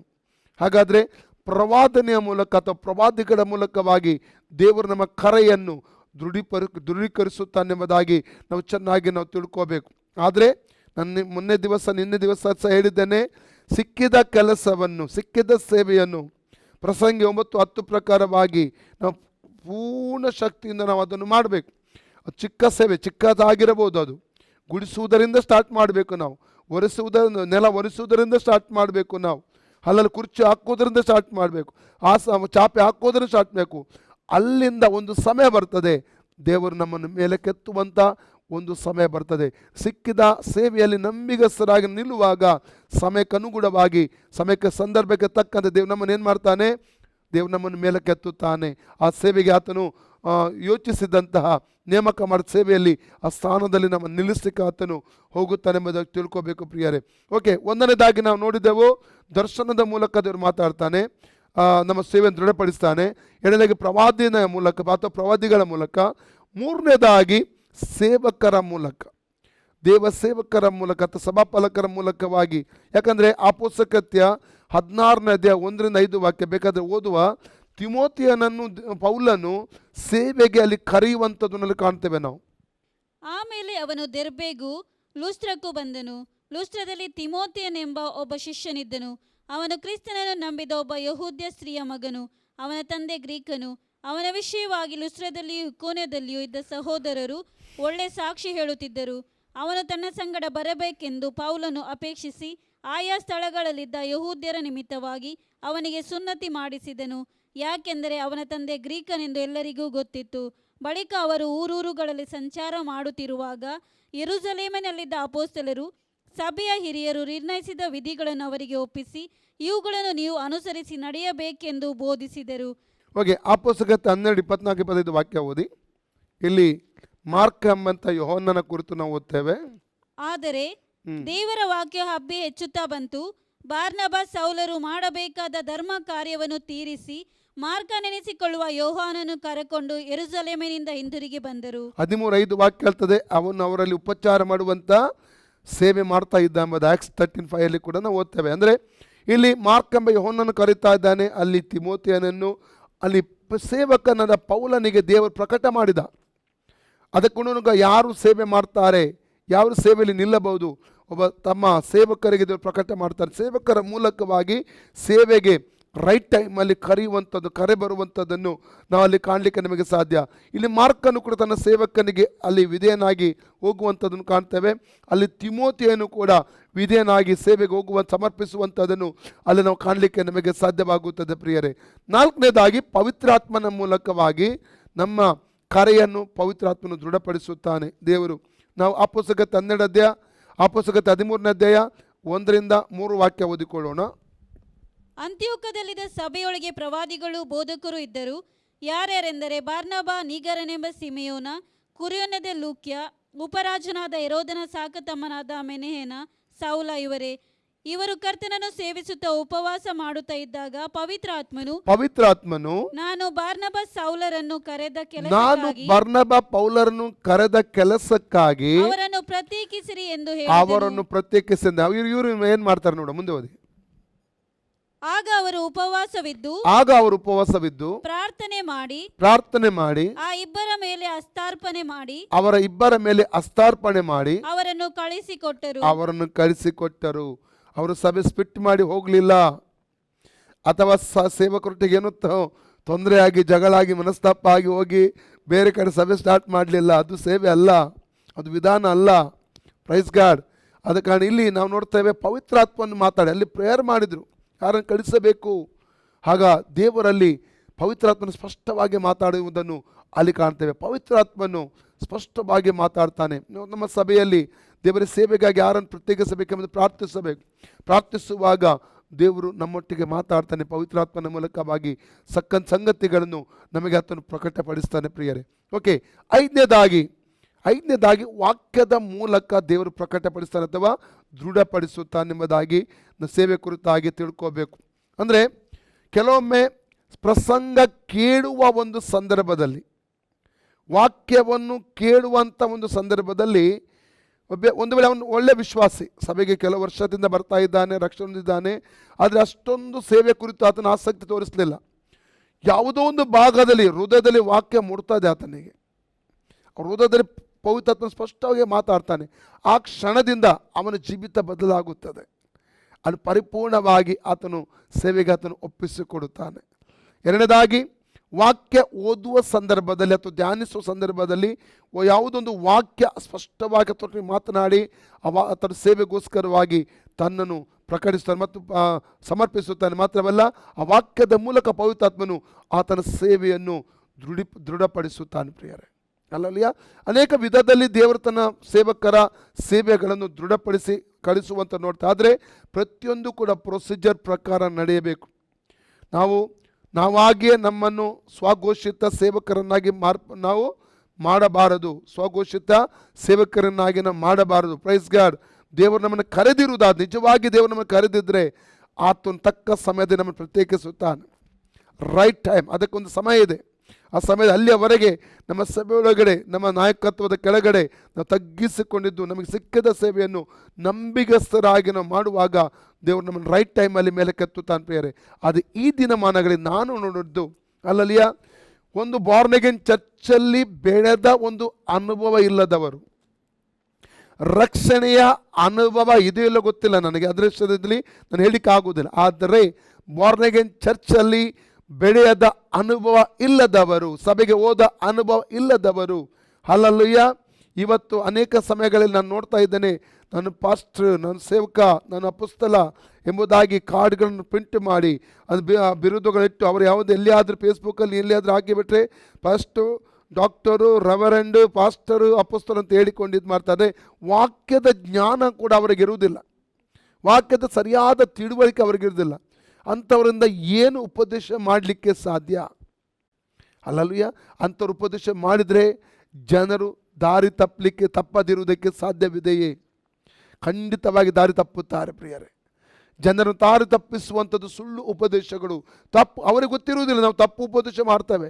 ಅವರ ಮೈಂಡಿಗೆ ಬಂದ ಹಾಗೆ ಅವ್ರು ಏನು ಮಾಡ್ತಾರೆ, ಅವರು ಉಪದೇಶ ಮಾಡ್ತಾನೇ ಹೋಗುತ್ತಾರೆ. ಅವರಿಗೆ ಸರಿ ಕಂಡ ಪ್ರಕಾರವಾಗಿ ಅವರಿಗೆ ವಿವೇಚನೆ ಇರುವುದಿಲ್ಲ. ಇದು ಸರಿಯಾದ ಉಪದೇಶ, ಇದು ತಪ್ಪಾದ ಉಪದೇಶ ಎಂಬುದಾಗಿ ವಿವೇಚನೆ ಇಲ್ಲದರಿಂದಾಗಿ ಅವರಿಗೆ ಖುಷಿ ಬಂದ ಹಾಗೆ ಪ್ರಸಂಗ ಮಾಡ್ತಾ ಹೋಗ್ತಾರೆ. ಅಷ್ಟೇವರ ಉಪದೇಶ ಅಂತೂ ಇಲ್ಲ. ಅಲ್ಲಲ್ಲ, ಇವತ್ತಿನ ದಿನಮಾನಗಳಲ್ಲಿ ಇದು ನಡೀತಾ ಉಂಟು ಪ್ರಿಯರೇ. ಅದಕ್ಕಾಗಿ ಕೊನೆಯ ದಿವಸನಾಗಲಿದ್ದಾರೆ ದೇವರಾತ್ಮನ ಸ್ಪಷ್ಟವಾಗಿ ಹೇಳಿದ್ದಾನೆ. 1 ತಿಮೋಥಿ 4:1-2 ಅಲ್ಲಿ ವಾಕ್ಯ ಓದುವುದಾದರೆ, ಕೊನೆಯ ದಿವಸಗಳಲ್ಲಿ ಅನೇಕರು ದೆವ್ವಗಳ ಉಪದೇಶಗಳು, ವಂಚಿಸುವ ಆತ್ಮಗಳ ನುಡಿಗಳು ಕಿವಿಗೊಟ್ಟು ಕ್ರಿಸ್ತ ನಂಬಿಕೆಯಲ್ಲಿ ಭ್ರಷ್ಟರಾಗುವರು. ಅದಕ್ಕಾಗಿ 1 John 4:1-2 ಓದುವ. 1 John 4:1-2. ಅನೇಕ ಮಂದಿ ಸುಳ್ಳು ಪ್ರವಾದಿಗಳು ಲೋಕದೊಳಗೆ ಬಂದಿರುವುದರಿಂದ ನೀವು ಆತ್ಮದ ಎಲ್ಲಾ ನುಡಿಗಳನ್ನು ನಂಬದೆ ಆಯಾ ನುಡಿಗಳು ದೇವರಿಂದ ಪ್ರೇರಿತವಾದವುಗಳು ಅಲ್ಲವೋ ಎಂದು ಅವುಗಳನ್ನು ಪರೀಕ್ಷಿಸಬೇಕು. ನೋಡಿ, ಆ ಪುಸ್ತಕತೆ 17:11 ವಾಕ್ಯಕ್ಕೆ ಬರುವಾಗ ಬೆರೆಯದ ಕ್ರೈಸ್ತ ವಿಶ್ವಾಸಿಗಳು ಥೆಸ್ಸಲೋನಿಕದವರಿಗಿಂತಲೂ ಸದ್ಗುಣವುಳ್ಳರಾಗಿದ್ದು ದೇವರ ವಾಕ್ಯವನ್ನು ವಿಶಾಲ ಹೃದಯದಿಂದ ಅಂಗೀಕಾರ ಮಾಡಿದ್ರಂತೆ. ಅಲ್ಲಲ್ಲಿಯ ಬೆರೆಯದ ಯಹೂದ್ಯರು ಅವ್ರೇನು ಮಾಡ್ತಾ ಇದ್ರು? ಈ ಅಪೊಸ್ತಲರು ಕೊಡುವಂಥ ಉಪದೇಶವನ್ನು ಕಣ್ಣು ಮುಚ್ಚಿ ನಂಬ್ತಾ ಇರಲಿಲ್ಲ. ಅವರು ಹೇಳಿದ ಎಲ್ಲ ಸ್ಕ್ರಿಪ್ಚರ್ ಬರೆದಿಟ್ಟಿದ್ರು ಬುಕ್ಕಲ್ಲಿ. ಮನೆಗೆ ಹೋಗಿ ಅದನ್ನು ಅಭ್ಯಾಸ ಮಾಡ್ತಾ ಓದುತ್ತಿದ್ದರು. ಇದು ಅವರು ಹೇಳಿದ ಮಾತು ಸತ್ಯವೇದದಲ್ಲಿ ಇದೆಯೋ ಇಲ್ಲವೋ ಎಂಬುದಾಗಿ ಮತ್ತೆ ನಂಬುತ್ತಾ ಇದ್ರು. ಓದಿ 17:11.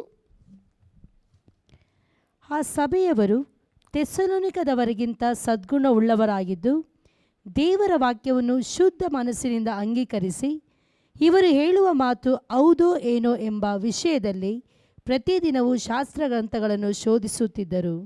Praise God. ನೋಡಿ, ಅವ್ರು ಕಣ್ಣು ಮುಚ್ಚಿ ನಂಬಲಿಲ್ಲ ಪ್ರಿಯರೇ. ಇವತ್ತು ನಾವು ಎಲ್ಲ ಉಪದೇಶ ಕಣ್ಣು ಮುಚ್ಚಿ ನಂಬಬಾರ್ದು. ಕೇಳುವುದಕ್ಕೆ ಕೆಲವೊಂದು ಖುಷಿ ಆಗಿರ್ತದೆ.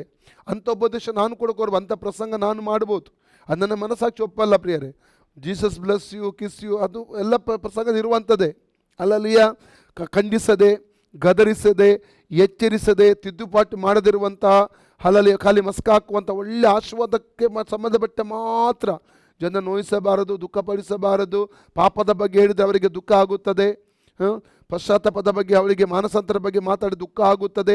ರಕ್ಷಣೆ ಬಗ್ಗೆ ಮಾತಾಡಿದರೆ ದುಃಖ ಆಗುತ್ತದೆ. ನಿತ್ಯ ಜೀವದ ಕುರಿತು ಮಾತಾಡಿದರೆ ದುಃಖ ಆಗುತ್ತದೆ. ಮರಣದ ಬಗ್ಗೆ ಮಾತಾಡಿದರೆ, ಪಾತಾಳದ ಬಗ್ಗೆ ಮಾತಾಡಿದರೆ, ನರಕದ ಬಗ್ಗೆ ಮಾತಾಡಿದರೆ ದುಃಖ ಆಗುತ್ತದೆ. ಅದಕ್ಕಾಗಿ ಖಾಲಿ ಬ್ಲೆಸ್ ಯು, ಕಿಸ್ ಯು ಎಂಬುದಾಗಿ ಹೇಳ್ತಾ ಅದೇ ಪ್ರಸಂಗಗಳನ್ನು ನಾವು ಕೂಡ ಮಾಡಬಹುದು. ಆದರೆ ನಮ್ಮ ಮನಸ್ಸಾಕ್ಷಿ ಒಪ್ಪಲ್ಲ ಆ ರೀತಿಯ ಪ್ರಸಂಗ ಮಾಡಲಿಕ್ಕೆ ಹೋದರೆ. ಅದರ ಅರ್ಥ ಬ್ಲೆಸ್ ಯು, ಕಿಸ್ ಯು ಪ್ರಸಂಗ ಮಾಡಬಾರ್ದೆಂಬುದಾಗಿ ಅಲ್ಲ. ಎಲ್ಲವೂ ಸಮತೋಲನದಲ್ಲಿ ಇರಬೇಕು. ಸಮತೋಲನದ ಉಪದೇಶವನ್ನು ಜನರಿಗೆ ನಾವು ಕೊಡುವರಾಗಿರಬೇಕು. ಇದು ಇಂಪಾರ್ಟೆಂಟ್ ಪ್ರಿಯರೇ. ಹಲ್ಲಲುಯ್ಯ.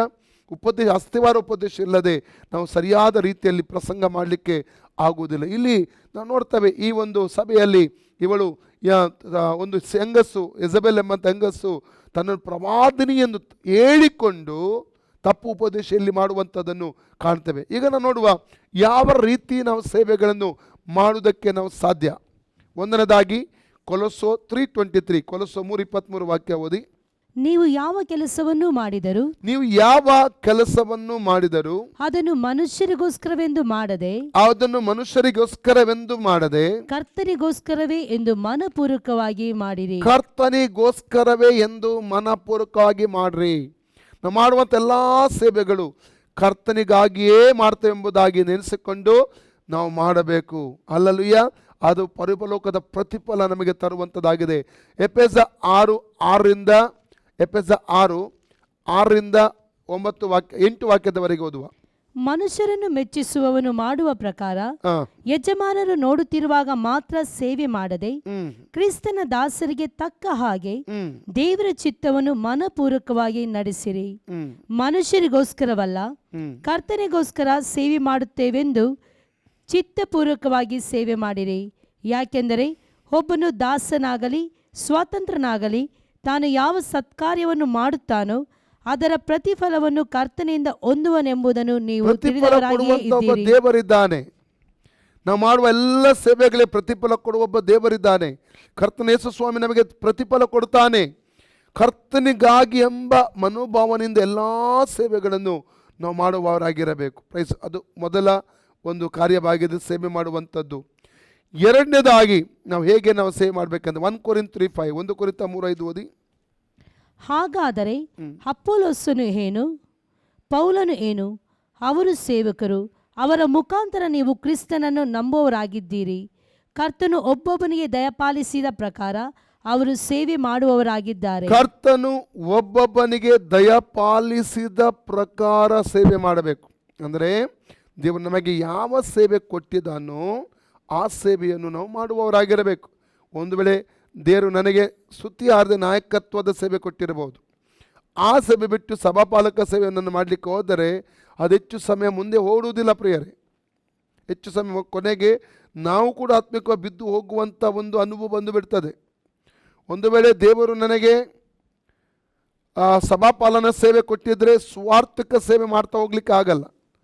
ಸಭೆಯ ಸೇವೆಯನ್ನು ಮಾಡುವುದಕ್ಕಾಗಿ ನಾನು ಎಲ್ಲ ಒಂದು ಸಮರ್ಪಣೆಯನ್ನು ಮಾಡಿ ಸಿದ್ಧತೆ ಮಾಡಬೇಕು. ಹಲ್ಲೆಲೂಯಾ. ಯಾವ ಸೇವೆ ಕರ್ತನು ದಯಪಾಲಿಸಿದಂಥ ಸೇವೆ ಯಾವುದಂತ ಕಂಡು ಹಿಡಿದು ಆ ಸೇವೆಯಲ್ಲಿ ನಾವು ಮುಂದುವರಿಯುವುದಾದರೆ ಅದು ಸಫಲತೆಯಿಂದ ತುಂಬಿರುತ್ತದೆ, ಅದಕ್ಕೊಂದು ವಿಶಾಲತೆ ಇರ್ತದೆ. ದೇವರ ಆ ಸೇವೆಯನ್ನು ಆಶೀರ್ವಾದ ಮಾಡುತ್ತಾನೆ ಪ್ರಿಯರೇ. ಓಕೆ, ಮೂರನೇದಾಗಿ ಲೂಕ 2:37, ಲೂಕ್ 2:37. ಆಕೆ ದೇವಾಲಯನು ಬಿಟ್ಟು ಹೋಗದೆ 36ರಿಂದಲೇ ಓದಿ, ತೊಂದರೆ ಇಲ್ಲ. ಇದಲ್ಲದೆ ಅಸೇರ್ನ ಕುಲದ ಫನುವೇಲನ ಮಗಳಾದ ಅನ್ನಳೆಂಬ ಒಬ್ಬ ಪ್ರವಾದಿನಿ ಇದ್ದಳು. ಆಕೆ ಬಹಳ ಮುಪ್ಪಿನವಳು. ಆಕೆ ತನ್ನ ಕನ್ಯಾವಸ್ಥೆ ಕಳೆದ ತರುವಾಯ ಗಂಡನು ಕೂಡ 7 ವರ್ಷ ಬಾಳುವೆ ಮಾಡಿ 84 ವರ್ಷ ವಿಧವೆಯಾಗಿದ್ದಳು. ಆಕೆ ದೇವಾಲಯವನ್ನು ಬಿಟ್ಟು ಹೋಗದೆ ಉಪವಾಸ ವಿಜ್ಞಾಪನೆಗಳಿಂದ ರಾತ್ರಿ ಹಗಲು ದೇವರ ಸೇವೆಯನ್ನು ಮಾಡುತ್ತಿದ್ದಳು. ಸೇವೆಯಲ್ಲಿ ಉಪವಾಸ ಮತ್ತು ವಿಜ್ಞಾಪನೆಯ ಸೇವೆ ಅತಿ ಪ್ರಾಮುಖ್ಯವಾದುದು. ನಿಮಗೆ ಸತ್ಯವಾಗಿ ದೇವರಿಗೆ ಸಾಕ್ಷಿಯಾಗಿ ಹೇಳ್ತೇನೆ, ನಮ್ಮ ಸೇವೆ ಇವತ್ತು ಬೆಳೆದು ನಿಲ್ಲಕ್ಕೆ ಇವತ್ತು ಒಂದು ಕಾರಣ ಅಂದರೆ ಎಲ್ಲಕ್ಕೂ ದೇವರ ಕೃಪೆ ಕಾರಣ. ಆದರೆ ನಾನು ಹೇಳಲಿಕ್ಕೆ ಬಯಸುವಂಥದ್ದು ಮೂಲ ವಿಜ್ಞಾಪನಾ ಪ್ರಾರ್ಥನೆ. ಸೇವೆ ಆರಂಭವಾದ ದಿನದಿಂದಲೇ ಸೇವೆಯನ್ನು ಕವರ್ ಮಾಡಿಕೊಂಡು ಅವಶ್ಯಕತೆಗಳಿಗಾಗಿ ನಡೆಯುವ ಎಲ್ಲ ಸೇವೆಗಳಿಗಾಗಿ, ನಾಯಕರಿಗಾಗಿ, ಜನರಿಗಾಗಿ, ವಿಶ್ವಾಸಿಗಳಿಗಾಗಿ ಒಂದೊಂದು ಪಾಯಿಂಟ್ ಇಟ್ಟು ನಾವು ಪ್ರಾರ್ಥನೆ ಮಾಡಿ ಬಂದಿದ್ದೇವೆ ವರ್ಷಗಳಿಂದ ಪ್ರಿಯರೇ. ಇದು ದೊಡ್ಡ ಸೀಕ್ರೆಟ್ ಆಗಿದೆ. ನಮ್ಮ ಸೇವೆಯ ಬೆಳವಣಿಗೆ ಒಂದು ಸೀಕ್ರೆಟ್ ಎಂದು ಹೇಳಲಿಕ್ಕೆ ಇಷ್ಟಪಡ್ತೇನೆ. ಈ ಹನ್ನಳು ನೋಡಿ ಎಂಥ ಸೇವೆ ಮಾಡ್ತಿದ್ದಾಳೆ, ಉಪವಾಸ ವಿಜ್ಞಾಪನೆಗಳಿಂದ. ಒಂದು ಭಾಗದಲ್ಲಿ ಉಪವಾಸ ಇರಬೇಕು. ಏನೆಲ್ಲ ಕೆಲವೊಂದು ಅನಾಹುತಗಳು ನಮ್ಮ ಮುಂದೆ ಬರುವಾಗ, ಕೆಲವೊಂದು ಹೋರಾಟಗಳು ಬರುವಾಗ ನಾವು ಆರಿಸಿದಂಥದ್ದು ಉಪವಾಸ ಪ್ರಾರ್ಥನೆ. ನಾವು 7 ದಿವಸ ಉಪವಾಸ ಸಭೆಯಾಗಿ ಮಾಡ್ತಾ ಇದ್ದೆವು, 14 ದಿವಸ ಮಾಡ್ತಾ ಇದ್ದೆವು, 21 ದಿವಸ ಮಾಡ್ತಿದ್ದು, 40 ದಿವಸ ಮಾಡ್ತಿದ್ದೆವು, 3 ದಿವಸ ಮಾಡ್ತಿದ್ದೆ, 1 ದಿವಸದ ಪ್ರಾರ್ಥನೆಯನ್ನು. ಯಾಕಂದರೆ ಉಪವಾಸ ಪ್ರಾರ್ಥನೆಯಲ್ಲಿ ಇದ್ದಂಥ ಬಲ ಇನ್ಯಾವುದರಿಲ್ಲ ಪ್ರಿಯರೇ. ಅದರಲ್ಲಿ ದೊಡ್ಡ ಬಿಡುಗಡೆ ಇದೆ. ಸತ್ಯವೇದ ಓದಿ ನೋಡಿದರೆ ಚೆನ್ನಾಗಿ ನಮಗೆ ಗೊತ್ತಾಗುತ್ತದೆ. ಸೇವೆಗಾಗಿ ದೇವರನ್ನು ಕರೆದಿರುವುದಾದರೆ ಉಪವಾಸ ಮಾಡಲಿಕ್ಕೆ ನೀನು ಕಲಿಯಬೇಕು. ಆಹಾರವನ್ನು ತ್ಯಜಿಸಲಿಕ್ಕೆ ತ್ಯಜಿಸಿ ಪ್ರಾರ್ಥಿಸುವುದಕ್ಕೆ ನೀನು ಕಲಿಯಬೇಕು. ಹಲ್ಲೆಲೂಯಾ. ಉಪವಾಸ ಒಂದು ದೊಡ್ಡ ಒಂದು ಆಯುಧವಾಗಿದೆ ಕ್ರೈಸ್ತ ಜೀವಿತದಲ್ಲಿ. ಸೇವೆಯಲ್ಲಿ ದೊಡ್ಡ ಆಯುಧ ಅದು ಉಪವಾಸ ವಿಜ್ಞಾಪನಾ ಪ್ರಾರ್ಥನೆಯಾಗಿದೆ. ಹಲ್ಲೆಲೂಯಾ. ಉಪವಾಸ ಇದ್ದುಕೊಂಡು ಕೇವಲ ಉಪವಾಸ ಇದ್ದು ಪ್ರಾರ್ಥಿಸದೆ ಹೋದರೆ, ಆರಾಧಿಸದೆ ಹೋದರೆ, ವಾಕ್ಯ ಧ್ಯಾನ ಮಾಡದೆ ಹೋದರೆ ಅದಕ್ಕಿಂತ ಉಪವಾಸ ಮಾಡದಿರುವುದು ಒಳ್ಳೆಯದು. ನೀವು ಉಪವಾಸ ಮಾಡುವುದಾದರೆ ವಿಜ್ಞಾಪನೆ, ಆರಾಧನೆ, ಪ್ರಾರ್ಥನೆ, ವಾಕ್ಯದ ಧ್ಯಾನ ಇವೆಲ್ಲವೂ ಒಟ್ಟಿಗಿದ್ದರೆ ಮಾತ್ರ ಅದಕ್ಕೆ ಫಲವನ್ನು ನಾವು ಕಾಣಲಿಕ್ಕೆ ನಮಗೆ ಸಾಧ್ಯ. ಅನೇಕರು ಉಪವಾಸ ಮಾಡೋದನ್ನು ನೋಡಿದ್ದೇನೆ ನಾನು. ಯಾವಾಗ ಪ್ರೇಯರ್ ಮಾಡ್ತಾರೆ ಗೊತ್ತಿಲ್ಲ, ಯಾವಾಗ ಬೈಬಲ್ ಓದ್ತಾರೆ ಗೊತ್ತಿಲ್ಲ. ಆದರೆ ಅವರು ಹೇಳ್ತಾರೆ ಉಪವಾಸ ಮಾಡ್ತೇನೆ ಎಂಬುದಾಗಿ. 5 ನಿಮಿಷ ಕೂಡ ಪ್ರಾರ್ಥನೆ ಮಾಡುವುದಿಲ್ಲ. ಅದು ಹೇಗೆ ಉಪವಾಸ ಮಾಡ್ತಾರೋ ಗೊತ್ತಿಲ್ಲ, ಯಾವ ರೀತಿ ಮಾಡ್ತಾರೆ ಅಂತ ಅಲ್ಲ.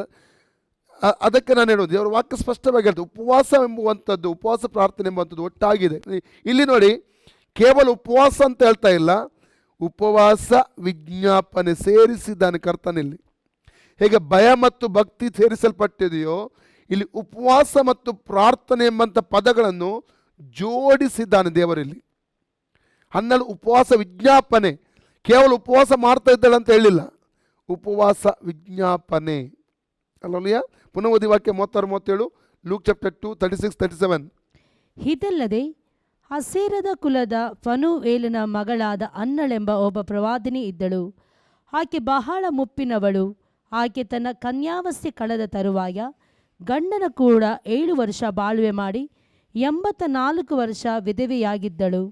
ಆಕೆ ದೇವಾಲಯವನ್ನು ಬಿಟ್ಟು ಹೋಗದೆ ಉಪವಾಸ ವಿಜ್ಞಾಪನೆಗಳಿಂದ ರಾತ್ರಿ ಹಗಲು ಉಪವಾಸ ವಿಜ್ಞಾಪನೆಗಳಿಂದ ರಾತ್ರಿ ಹಗಲು ದೇವರ ಸೇವೆಯನ್ನು ಮಾಡುತ್ತಿದ್ದಳು. ದೇವರ ಸೇವೆಯನ್ನು ಮಾಡುತ್ತಿದ್ದಳು. ಸುಂದರವಾದ ವಾಕ್ಯ.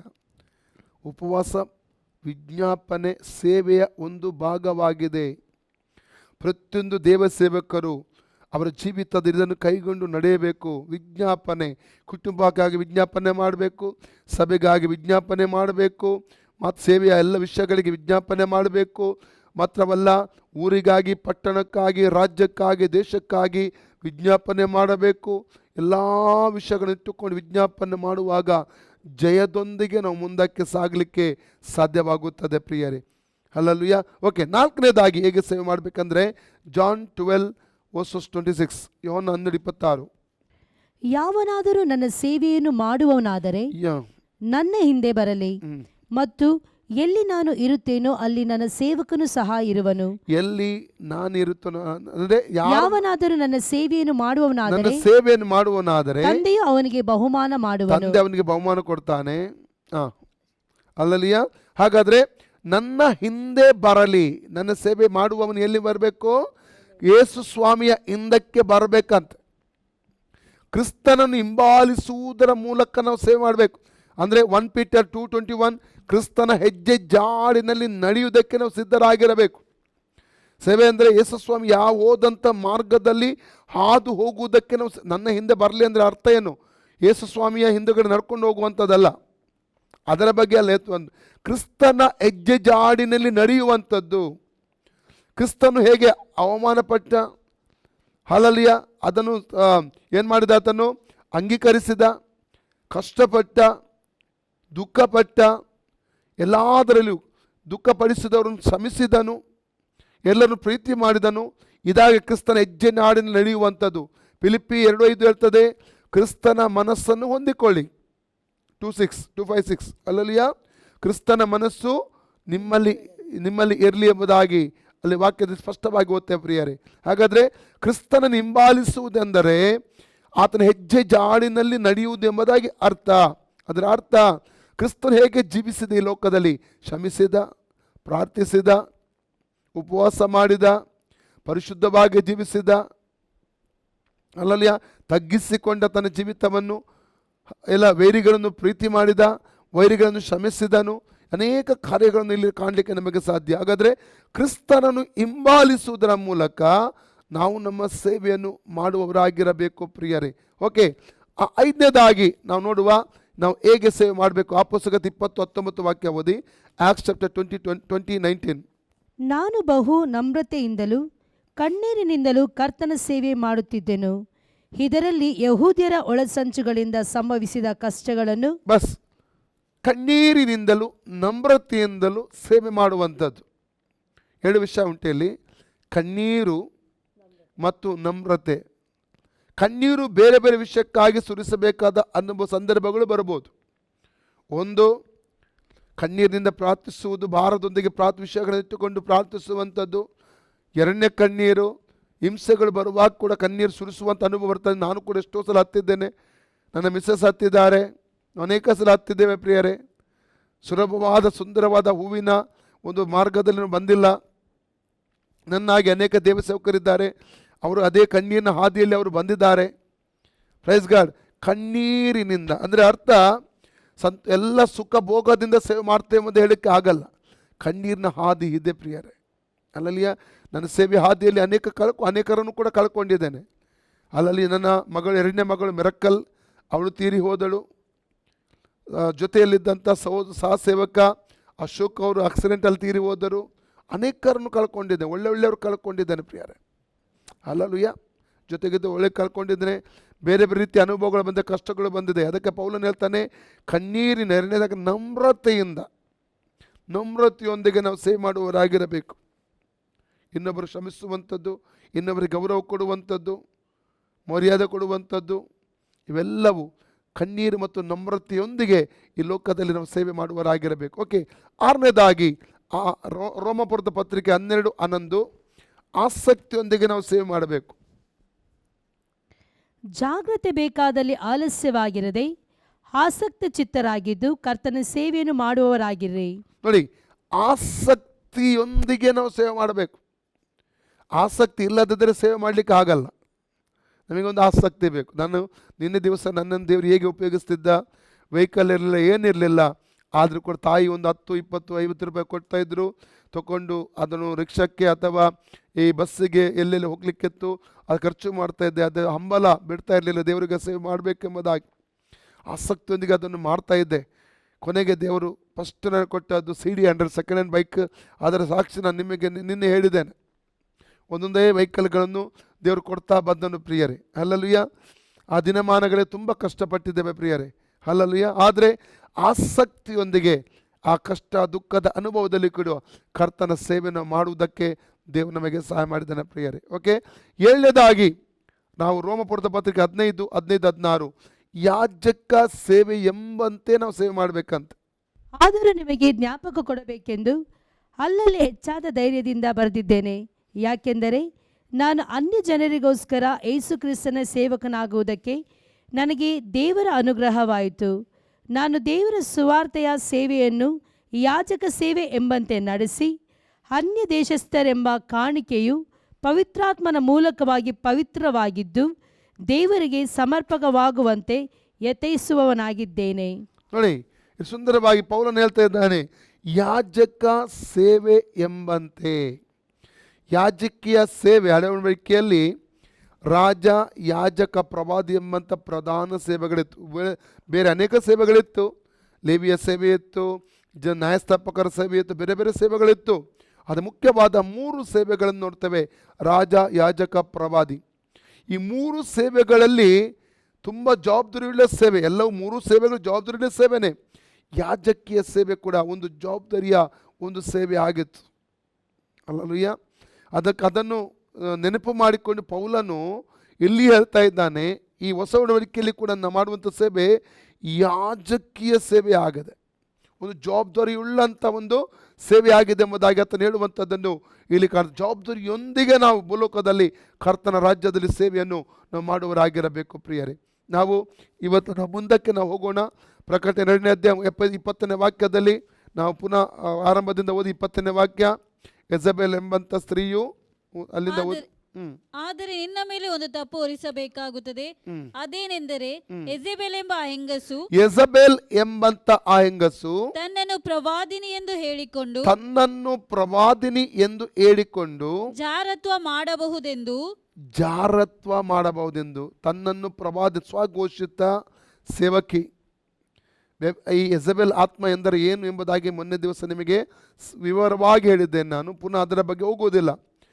ಅವಳೀಗ ತನ್ನನ್ನೇ ಪ್ರವಾದಿನಿಕೊಂಡು ಹೇಳಿಕೊಂಡು ಏನು ಹೇಳ್ತಾ ಇದ್ದಾಳೆ, ಏನು ಉಪದೇಶ ಮಾಡ್ತಾ ಇದ್ದಾಳೆ? ಈಗ ಜಾರತ್ವ ಮಾಡಬಹುದು.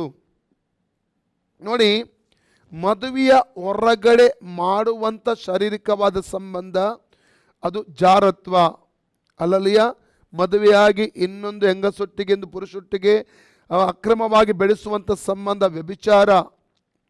ಮದುವೆಯ ಹೊರಗಡೆ ಅಲ್ಲಲಿಯ ಮಾಡುವಂಥ ಒಂದು ಸಂಬಂಧ ಜಾರತ್ವ ಎಂಬುದಾಗಿ ಚೆನ್ನಾಗಿ ತಿಳ್ಕೋಬೇಕು. ನಾವು 1 ಕೊರಿಂಥ 5ನೇ ಅಧ್ಯಾಯ 13 ವಾಕ್ಯದವರೆಗೆ ಒಂದೊಂದಾಗಿ ವಾಕ್ಯ ಓದಿಕೊಳ್ಳೋಣ.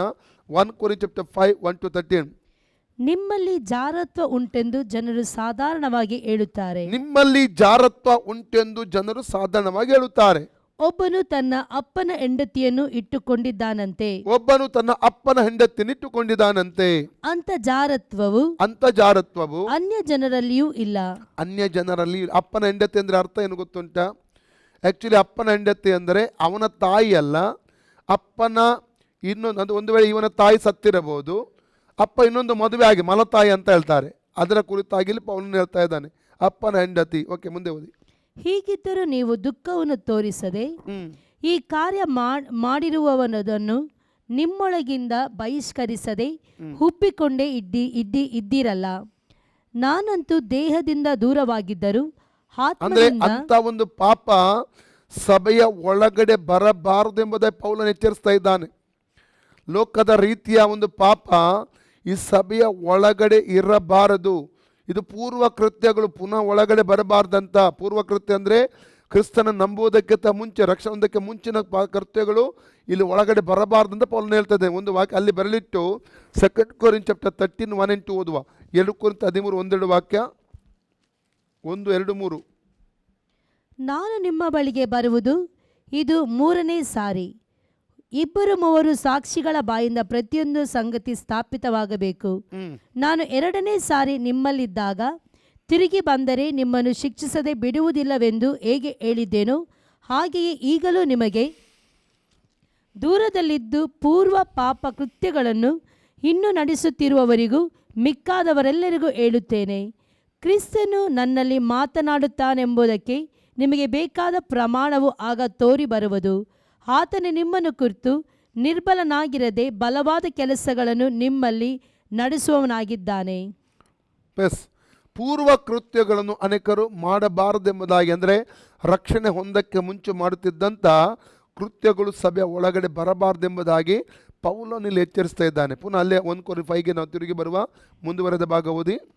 ನಾನಂತೂ ದೇಹದಿಂದ ದೂರವಾಗಿದ್ದರೂ ಆತ್ಮದಿಂದ ಹತ್ತಿರದಲ್ಲಿದ್ದು ಈ ಕಾರ್ಯ ಮಾಡಿದವನನ್ನು ಕುರಿತು ಆಗಲೇ ಹತ್ತಿರವಿದ್ದವನಂತೆ ತೀರ್ಪು ಮಾಡಿದ್ದೇನೆಂದರೆ ನೀವು ನನ್ನಾತ್ಮನ್ನು ಕರ್ತನಾದ ಯೇಸುವಿನ ಸಮರ್ಥ ಸಹಿತ ಒಟ್ಟುಗೂಡಿ ಬಂದಿರಲಾಗಿ ಕರ್ತನಾದ ಯೇಸುವಿನ ಪ್ರತ್ಯಕ್ಷತೆಯ ದಿನದಲ್ಲಿ ಅಂಥವನ ಆತ್ಮವು ರಕ್ಷಣೆ ಹೊಂದುವುದಕ್ಕಾಗಿ ಅವನ ಶರೀರ ಭಾವವು ನಾಶವಾಗಬೇಕೆಂದು ನಮ್ಮ ಕರ್ತನಾದ ಯೇಸುವಿನ ಹೆಸರಿನಲ್ಲಿ ಅವನನ್ನು ಸೈತಾನನಿಗೆ ಒಪ್ಪಿಸಿಕೊಡಬೇಕೆಂಬುದೇ. ಆ ವ್ಯಕ್ತಿಯನ್ನು ಪ್ರಾರ್ಥನೆಯೊಂದಿಗೆ ಸೈತಾನಿಗೆ ಒಪ್ಪಿಸಿಕೊಡ್ಬೇಕಂತ ಪೌಲನು ಹೇಳ್ತಾ. ಅದರ ಅರ್ಥ ಏನು?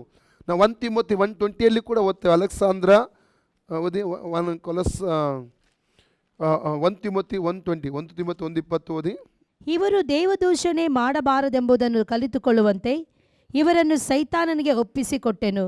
ಇವರನ್ನು ಸೈತಾನನಿಗೆ ಒಪ್ಪಿಸಿಕೊಟ್ಟೆನು. ದೇವದೂಷಣೆ ಮಾಡಬಾರದೆಂಬ ಕಾರಣಕ್ಕಾಗಿ ಇವರು ಸೈತಾನನಿಗೆ ಒಪ್ಪಿಸಿಕೊಟ್ಟೆನೆಂಬುದಾಗಿ ಇಲ್ಲಿ ಪೌಲನು ತಿಮೋಥನಿಗೆ ಬರೆದ ಪತ್ರಿಕೆಯಲ್ಲಿ ಎಚ್ಚರಿಸಿ ಹೇಳುವಂಥದ್ದನ್ನು ಇಲ್ಲಿ ನಾವು ಕಾಣ್ತಾ ಇದ್ದೇವೆ ಪ್ರಿಯರೇ. ಹಲ್ಲೆಲೂಯ.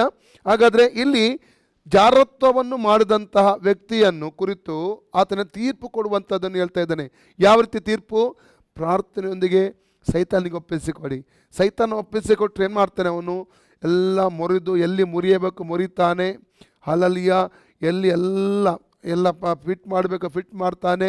ಕೊನೆಗೆ ಏನಾಗ್ತಾನೆ? ಅವನು ನೋವುಪಟ್ಟು ದುಃಖಪಟ್ಟು ಕೊನೆಗೆ ಮಾನಸಾಂತರದ ಅನುಭವ ಒಂದು ಬಿಡ್ತಾನೆ. ಹಲ್ಲೆಲೂಯ.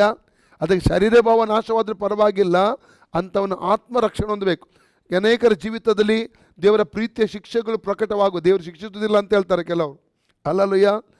ವಾಕ್ಯದಲ್ಲಿ ಎಲ್ಲಿ ಕೂಡ ಇಲ್ಲ ದೇವರು ಶಿಕ್ಷಿಸುವುದಿಲ್ಲ ಅಂತ. Hebrews 12:5 ಅನೇಕ ವಾಕ್ಯ ಕೊಡಬಲ್ಲೆ ನಾನು ನಿಮಗೆ. ದೇವರು ಶಿಕ್ಷಿಸುತ್ತಾನೆ. ಈ ಪ್ರಕಟಣೆಯ ಪುಸ್ತಕದ 7 ಸಭೆಗಳಲ್ಲಿ ಇದರಲ್ಲಿ ನೋಡ್ತೇವೆ ದೇವರು ಶಿಕ್ಷೆ ಅಂತ ಕುರಿತಾಗಿ. ಹಲ್ಲೆಲೂಯ. ಆದರೆ ಇಲ್ಲಿ ದೇವರ ಪ್ರೀತಿಯ ಶಿಕ್ಷೆಗಳನ್ನು ಕೂಡ ಅನೇಕ ಕಡೆಗಳಲ್ಲಿ ನಾವು ನೋಡ್ತೇವೆ. ಯಾಕೆ ಶಿಕ್ಷಿಸ್ತಾನೆ? ಶಿಕ್ಷಿತರಾಗುವುದಕ್ಕೋಸ್ಕರ, ನಾವು ಮಾನಸಾಂತರ ಪಡುವುದಕ್ಕೋಸ್ಕರವಾಗಿ ದೇವರು ನಮ್ಮನ್ನು ಶಿಕ್ಷಿಸುತ್ತಾನೆ. ಪ್ರೀತಿಯ ಶಿಕ್ಷೆಗಳೆಂಬುದಾಗಿ ನಾವು ಚೆನ್ನಾಗಿ ನಾವು ಅರ್ಥ ಮಾಡಿಕೊ. ಮಕ್ಕಳೆಂಬಂತೆ ದೇವರು ನಮ್ಮನ್ನು ಏನು ಮಾಡ್ತಾನಂತೆ? ಶಿಕ್ಷಿಸುತ್ತಾನೆ. ಇಲ್ಲಿ ಸೈತಾನನ ಕೈಗೆ ಒಪ್ಪಿಸಿಕೊಟ್ಟಾಗ ಅವನೇನು ಮಾಡ್ತಾನೆ? ಒಳ್ಳೆ ರಿಪೇರಿ ಮಾಡಿಬಿಡ್ತಾನೆ. ಕೊನೆಗೆ ಶರೀರ ಭಾವ ನಾಶವಾಗುವಾಗ, ಶರೀರದಲ್ಲಿ ನೋವುಗಳು ಬರುವಾಗ ಆ ವ್ಯಕ್ತಿ ಏನು ಮಾಡ್ತಾನೆ? ಅವನಲ್ಲಿ ಅಹಂಕಾರ ಹೋಗುತ್ತದೆ, ಪಾಪ ಮಾಡುವ ಸ್ವಭಾವ ಬಿಟ್ಟು ಹೋಗುತ್ತದೆ, ಅವನು ತಗ್ಗಿಸಿಕೊಳ್ತಾನೆ, ಮುರಿಯಲ್ಪಡುತ್ತಾನೆ. ಕೊನೆಗೆ ದೇವರ ಬಳಿ ಪಶ್ಚಾತ್ತಾಪ ಕ್ಷಮೆ ಕೇಳ್ತಾನೆ. ಅಟ್ಲೀಸ್ಟ್ ಅವನ ಆತ್ಮ ಆದರೂ ರಕ್ಷಣೆ ಹೊಂದಲಿ ಎಂಬುದಾಗಿ ಪೌಲನ ಒಂದು ಅಭಿಲಾಷೆ ಆಗಿದೆ. ಇಲ್ಲಿ ಮುಂದೆ ಓದಿ 1 Corinthians chapter 5. ನೀವು ಹಿಗ್ಗುವುದು ಒಳ್ಳೆಯದಲ್ಲ. ಸ್ವಲ್ಪ ಹುಳಿ ಕಲಸಿದರೆ ಕಣಿಕವೆಲ್ಲ ಹುಳಿಯಾಗುತ್ತದೆಂಬುದು ನಿಮಗೆ ತಿಳಿಯದು. ಈ ಹುಳಿ ಎಂಬುವಂಥದ್ದು ಪಾಪವಾಗಿದೆ. ಹುಳಿ ಎಂಬುವಂಥದ್ದು ಈ ಸ್ವಲ್ಪ ಅಂದರೆ ಒಬ್ಬ ವ್ಯಕ್ತಿಯಲ್ಲಿ ಇಂಥ ಪಾಪ ಬಂದುಬಿಟ್ರೆ ಸಭೆಯಲ್ಲಿ ಎಲ್ಲರೂ ಏನಾಗ್ತಾರೆ ಅಂದರೆ ಅವರೇನಾಗ್ತಾರೆ? ಅವರಿಂದ ಕಲಿತುಕೊಂಡು ಹಾಳಾಗುತ್ತಾರೆ.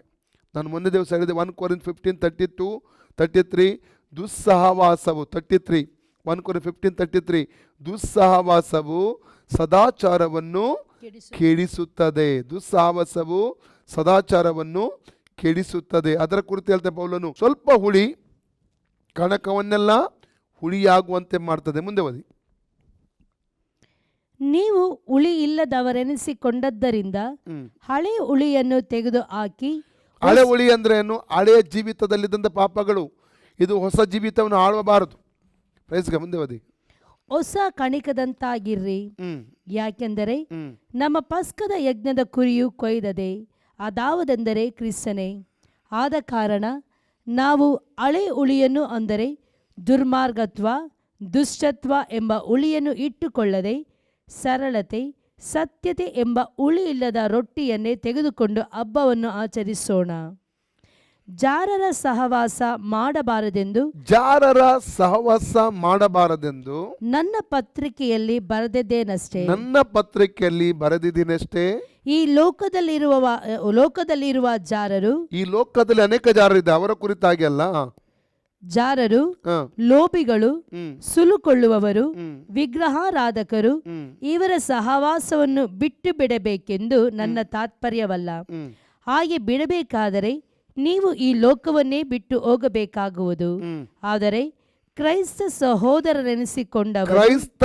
ಸಹೋದರ ನೆನೆಸಿಕೊಂಡವರು ಅಂದ್ರೆ ಕ್ರೈಸ್ತ ವಿಶ್ವಾಸಿಗಳು ಎನಿಸಿಕೊಂಡವರು, ಬಾರ್ನ್ ಅಗೇನ್ ಬಿಲೀವರ್ಸ್ ಆದವರು, ಜಾರನಾದರೂ ಲೋಭಿಯಾದರು ವಿಗ್ರಹಾರಾಧಕನಾದರೂ ಬೈಯುವವನಾದರೂ ಕುಡುಕನಾದರೂ ಸುಲುಕೊಳ್ಳುವವನಾದರೂ ಆಗಿದ್ದ ಪಕ್ಷದಲ್ಲಿ ಅವನ ಸಹವಾಸ ಮಾಡಬಾರದು. ಏನಂತಾರೆ? ದುಸ್ಸಾಹಸವು ಸದಾಚಾರವನ್ನು ಕೆಡಿಸಿಬಿಡುತ್ತದೆ. ಅಂಥವನ ಸಂಗಡ ಊಟ ಮಾಡಲೂಬಾರದು ಎಂದು ಬರೆದಿದ್ದೆನು. ಹೊರಗಿನವರನ್ನು ಕುರಿತು ತೀರ್ಪು ಮಾಡುವುದಕ್ಕೆ ನನಗೇನಧಿಕಾರ? ಒಳಗಿನವರನ್ನು ಕುರಿತು ತೀರ್ಪು ಮಾಡುವವರು ನೀವು ಅಲ್ಲವೇ? ಓಕೆ, ಸಾಕು. 1 ಕೊರಿಂಥ 6:9-10 ಓದುವ. 1 ಕೊರಿಂಥ 6:9-10. ದೇವರ ರಾಜ್ಯಕ್ಕೆ ಅನೇಕರು ಬಾಧ್ಯರಾಗುವುದಿಲ್ಲ, ಆದರೆ ಒಂದು ಗುಂಪಿನಲ್ಲಿ ಜಾರತ್ವರು ಇದ್ದಾರೆ. ಈ ಗುಂಪಿನಲ್ಲಿ ದೇವರ ರಾಜ್ಯಕ್ಕೆ ಬಾಧ್ಯರಾಗುವುದಿಲ್ಲ ಜಾರವರು. ಅನ್ಯಾಯಗಾರನು ದೇವರ ರಾಜ್ಯಕ್ಕೆ ಬಾಧ್ಯರಾಗುವುದಿಲ್ಲ ಎಂಬುದು ನಿಮಗೆ ತಿಳಿಯದು. ಮೋಸ ಹೋಗಬೇಡಿರಿ. ಜಾರರು, ವಿಗ್ರಹಾರಾಧಕರು, ವ್ಯಭಿಚಾರಿಗಳು, ವಿಟರು, ಪುರುಷಗಾಮಿಗಳು, ಕಳ್ಳರು, ಲೋಭಿಗಳು, ಕುಡಿಕರು, ಬೈಯುವವರು, ಸುಲುಕೊಳ್ಳುವವರು, ಇವರೊಳಗೆ ಒಬ್ಬರಾದರೂ ದೇವರ ರಾಜ್ಯಕ್ಕೆ ಬಾಧ್ಯರಾಗುವುದಿಲ್ಲ. ಜಾರರು ದೇವರ ರಾಜ್ಯಕ್ಕೆ ಬಾಧ್ಯರಾಗುವುದಿಲ್ಲ. ಆದ ಕಾರಣ ಅನೇಕರು ಹೇಳುತ್ತಾರೆ, ಇವತ್ತಿನ ಉಪದೇಶಗಳಲ್ಲಿ ಏನು ಗೊತ್ತುಂಟ? ಪಶ್ಚಾತ್ತಾಪದ ಅವಶ್ಯಕತೆ ಇಲ್ಲ, ರಕ್ಷಣೆ ಹೊಂದಿದ ಮೇಲೆ ಹೇಗೆ ಬೇಕಾದ ಜೀವಿಸಬಹುದು, ಕೃಪೆಯಲ್ಲಿ ಜೀವಿಸ್ತಾ ಇದ್ದೇವೆ. ಈ ರೀತಿ ದುರುಪದೇಶಗಳು ಇವತ್ತಿನ ದಿನಮಾನಗಳನ್ನು ನೋಡ್ತವೆ. ಈ ವಾಕ್ಯ ಕೊಟ್ಟದ್ದು ಅವಿಶ್ವಾಸಿಗಳಿಗೆಲ್ಲ, ಲೋಕದ ಜನರಿಗೆಲ್ಲ, ರಕ್ಷಣೆ ಹೊಂದಿದಂಥ ಕ್ರೈಸ್ತ ಸಭೆಗೆ ಕೊಡಲ್ಪಟ್ಟ ವಾಕ್ಯವಾಗಿದೆ.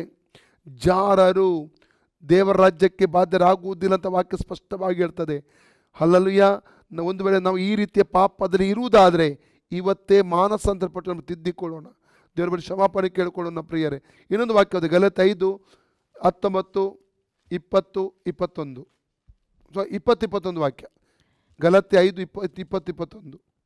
ಹಗೆತನ, ಜಗಳ, ಹೊಟ್ಟೆಕಿಚ್ಚು, ಸಿಟ್ಟು, ಕಕ್ಷಭೇದ, ಭಿನ್ನಮತ, ಮತ್ಸರ, ಕುಡಿಕತನ, ದುಂದೌಲ್ತನ ಇಂಥವುಗಳೇ. ಇವುಗಳ ವಿಷಯದಲ್ಲಿ ಇಂಥ ಕಾರ್ಯಗಳನ್ನು 19 ಶರೀರ ಭಾವದ ಕರ್ಮಗಳು ಪ್ರಸಿದ್ಧವಾಗಿಯೇ ಅವೆ. ಯಾವುವೆಂದರೆ ಜಾರತ್ವ, ಬಂಡುತನ. ಜಾರತ್ವ ಸಾಕು, ಮುಂದೆ ಓದಿ. ಇದು ದೇವರ ಜಾರತ್ವ ಮಾಡುವವರು ದೇವರ ರಾಜ್ಯಕ್ಕೆ ಬಾಧ್ಯರಾಗುವುದಿಲ್ಲ. ಪ್ರಕಟಣೆ 21:8, ರೆವಲ್ಯೂಷನ್ 21:8. ಆದರೆ ಹೇಡಿಗಳು, ನಂಬಿಕೆ ಇಲ್ಲದವರು, ಅಸಹ್ಯವಾದದಲ್ಲಿ ಸೇರಿದವರು, ಕೊಲೆಗಾರರು, ಜಾರರು ಸ್ಪಷ್ಟವಾಗಿ ಹೇಳ್ತದೆ. ಜಾರರು, ಮುಂದೆ ಓದಿ. ಮಾಟಗಾರರು, ವಿಗ್ರಹಾರಾಧಕರು, ಎಲ್ಲಾ ಸುಳ್ಳುಗಾರರು, ಇವರಿಗೆ ಸಿಕ್ಕುವ ಪಾಲು ಏನಾಗಿದೆ? ಬೆಂಕಿ, ಗಂಧಕಗಳು ಉರಿಯುವ ಕೆರೆ. ಒಂದು ವೇಳೆ ನೀನೊಂದು ಕ್ರೈಸ್ತ ವಿಶ್ವಾಸಿಯಾಗಿದ್ದುಕೊಂಡು ಜಾರತನ ಮಾಡುವುದಾದರೆ ವಾಕ್ಯ ಹೇಳ್ತದೆ, ನಿನಗೆ ಸಿಕ್ಕುವ ಪಾಲು ಬೆಂಕಿ ಗಂಧಕಗಳಿಂದ ಉರಿಯುವಂಥ ಕೆರೆ. ಹಲ್ಲೆಲೂಯಾ. ನೋಡಿ, 1 ಕೊರಿಂಥ 6:12ಗೆ ಬರುವ 12-20 ಒಂದೊಂದು ವಾಕ್ಯ ಓದಿಕೊಳ್ಳುವ. 1 ಕೊರಿಂಥ 6:12 ಓದುವ. ಎಲ್ಲ ಕಾರ್ಯಗಳನ್ನು ಮಾಡುವುದಕ್ಕೆ ಹ್ಮ್. ನನಗೆ ಸ್ವಾತಂತ್ರ್ಯವೇನೋ ಉಂಟು, ನನಗೆ ಸ್ವಾತಂತ್ರ್ಯವೇನೋ ಉಂಟು, ಆದರೆ ಎಲ್ಲವೂ ವಿಹಿತವಾಗಿರುವುದಿಲ್ಲ. ಆದರೆ ಎಲ್ಲವೂ ವಿಹಿತವಾಗಿರುವುದಿಲ್ಲ. ಎಲ್ಲ ಕಾರ್ಯಗಳನ್ನು ಮಾಡುವುದಕ್ಕೆ ಎಲ್ಲಾ ಕಾರ್ಯಗಳನ್ನು ಮಾಡುವುದಕ್ಕೆ ನನಗೆ ಸ್ವಾತಂತ್ರ್ಯ ಉಂಟು, ನನಗೆ ಸ್ವಾತಂತ್ರ್ಯ ಉಂಟು, ಆದರೆ ನಾನು ಯಾವುದಕ್ಕೂ ಅದು ಒಳಗಾಗುವುದಿಲ್ಲ. ಯಾವುದಕ್ಕೂ ನಾನು ಒಳಗಾಗಲ್ಲ.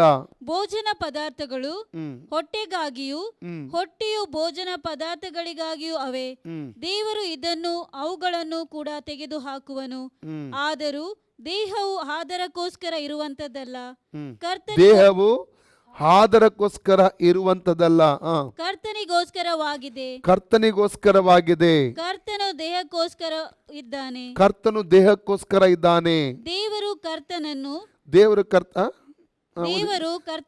ಹಾ. ಎಬ್ಬಿಸಿದ್ದಲ್ಲದೆ ಹ್ಮ್ ನಮ್ಮನ್ನು ಹ್ಮ್ ತನ್ನ ಪರಾಕ್ರಮದಿಂದ ಎಬ್ಬಿಸುವನು. ಹ್ಮ್ ನಿಮ್ಮ ದೇಹಗಳು ಕ್ರಿಸ್ತನ ಅಂಗಗಳಾಗಿವೆ ಎಂಬುದು ನಿಮ್ಮ ದೇಹಗಳು ಕ್ರಿಸ್ತನ ಅಂಗಗಳಾಗಿವೆ ಎಂದು ನಿಮಗೆ ತಿಳಿಯದು. ನಿಮಗೆ ತಿಳಿಯದು. ಹೀಗಿರಲಾಗಿ ಹೀಗಿರಲಾಗಿ ಕ್ರಿಸ್ತನ ಅಂಗಗಳಾಗಿರುವುದಗಳನ್ನು ಕ್ರಿಸ್ತನ ಅಂಗಗಳಾಗಿರುವಗಳನ್ನು ತೆಗೆದುಬಿಟ್ಟು ಸೂಳೆಯ ಅಂಗಗಳಾಗ ಮಾಡಬಹುದು. ಸೂಳೆಯ ಅಂಗಗಳಾಗ ಮಾಡಬಹುದು, ಎಂದಿಗೂ ಮಾಡಬಾರದು.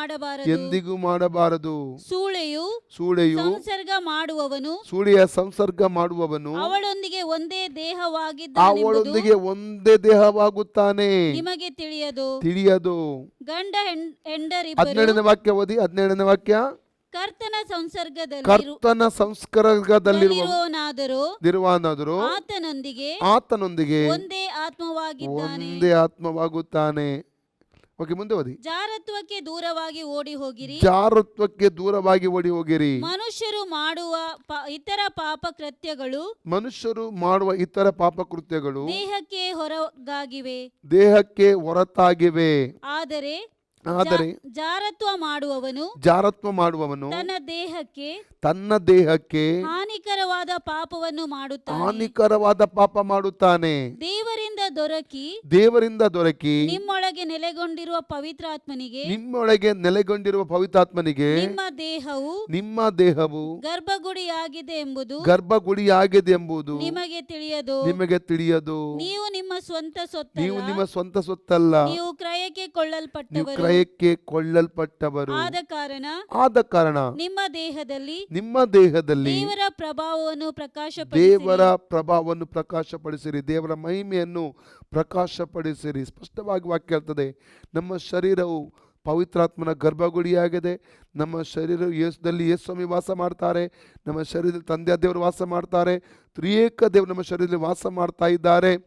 ಈ ಶರೀರದೊಟ್ಟಿಗೆ ವೈಶ್ಯೊಟ್ಟಿಗೆ ಅಥವಾ ಅನ್ಯ ಸ್ತ್ರೀಯೊಟ್ಟಿಗೆ ನಾವು ಒಂದಾಗಿ ನಾವು ಅಲ್ಲಲ್ಲಿಯ ಒಂದು ಪಾಪ ಮಾಡುವುದಾದರೆ ಈ ಶರೀರಕ್ಕೆ ಹಾನಿಕರವಾದ ಒಂದು ಪಾಪ ನಾವು ಮಾಡ್ತೇವೆ ಎಂಬುದಾಗಿ ಸತ್ಯವೇದದಲ್ಲಿ ಹೇಳ್ತಾ ಇದೆ. ಆದರೆ ದುರುಪದೇಶ ಹೇಗಿರ್ತದೆ ಗೊತ್ತುಂಟಾ?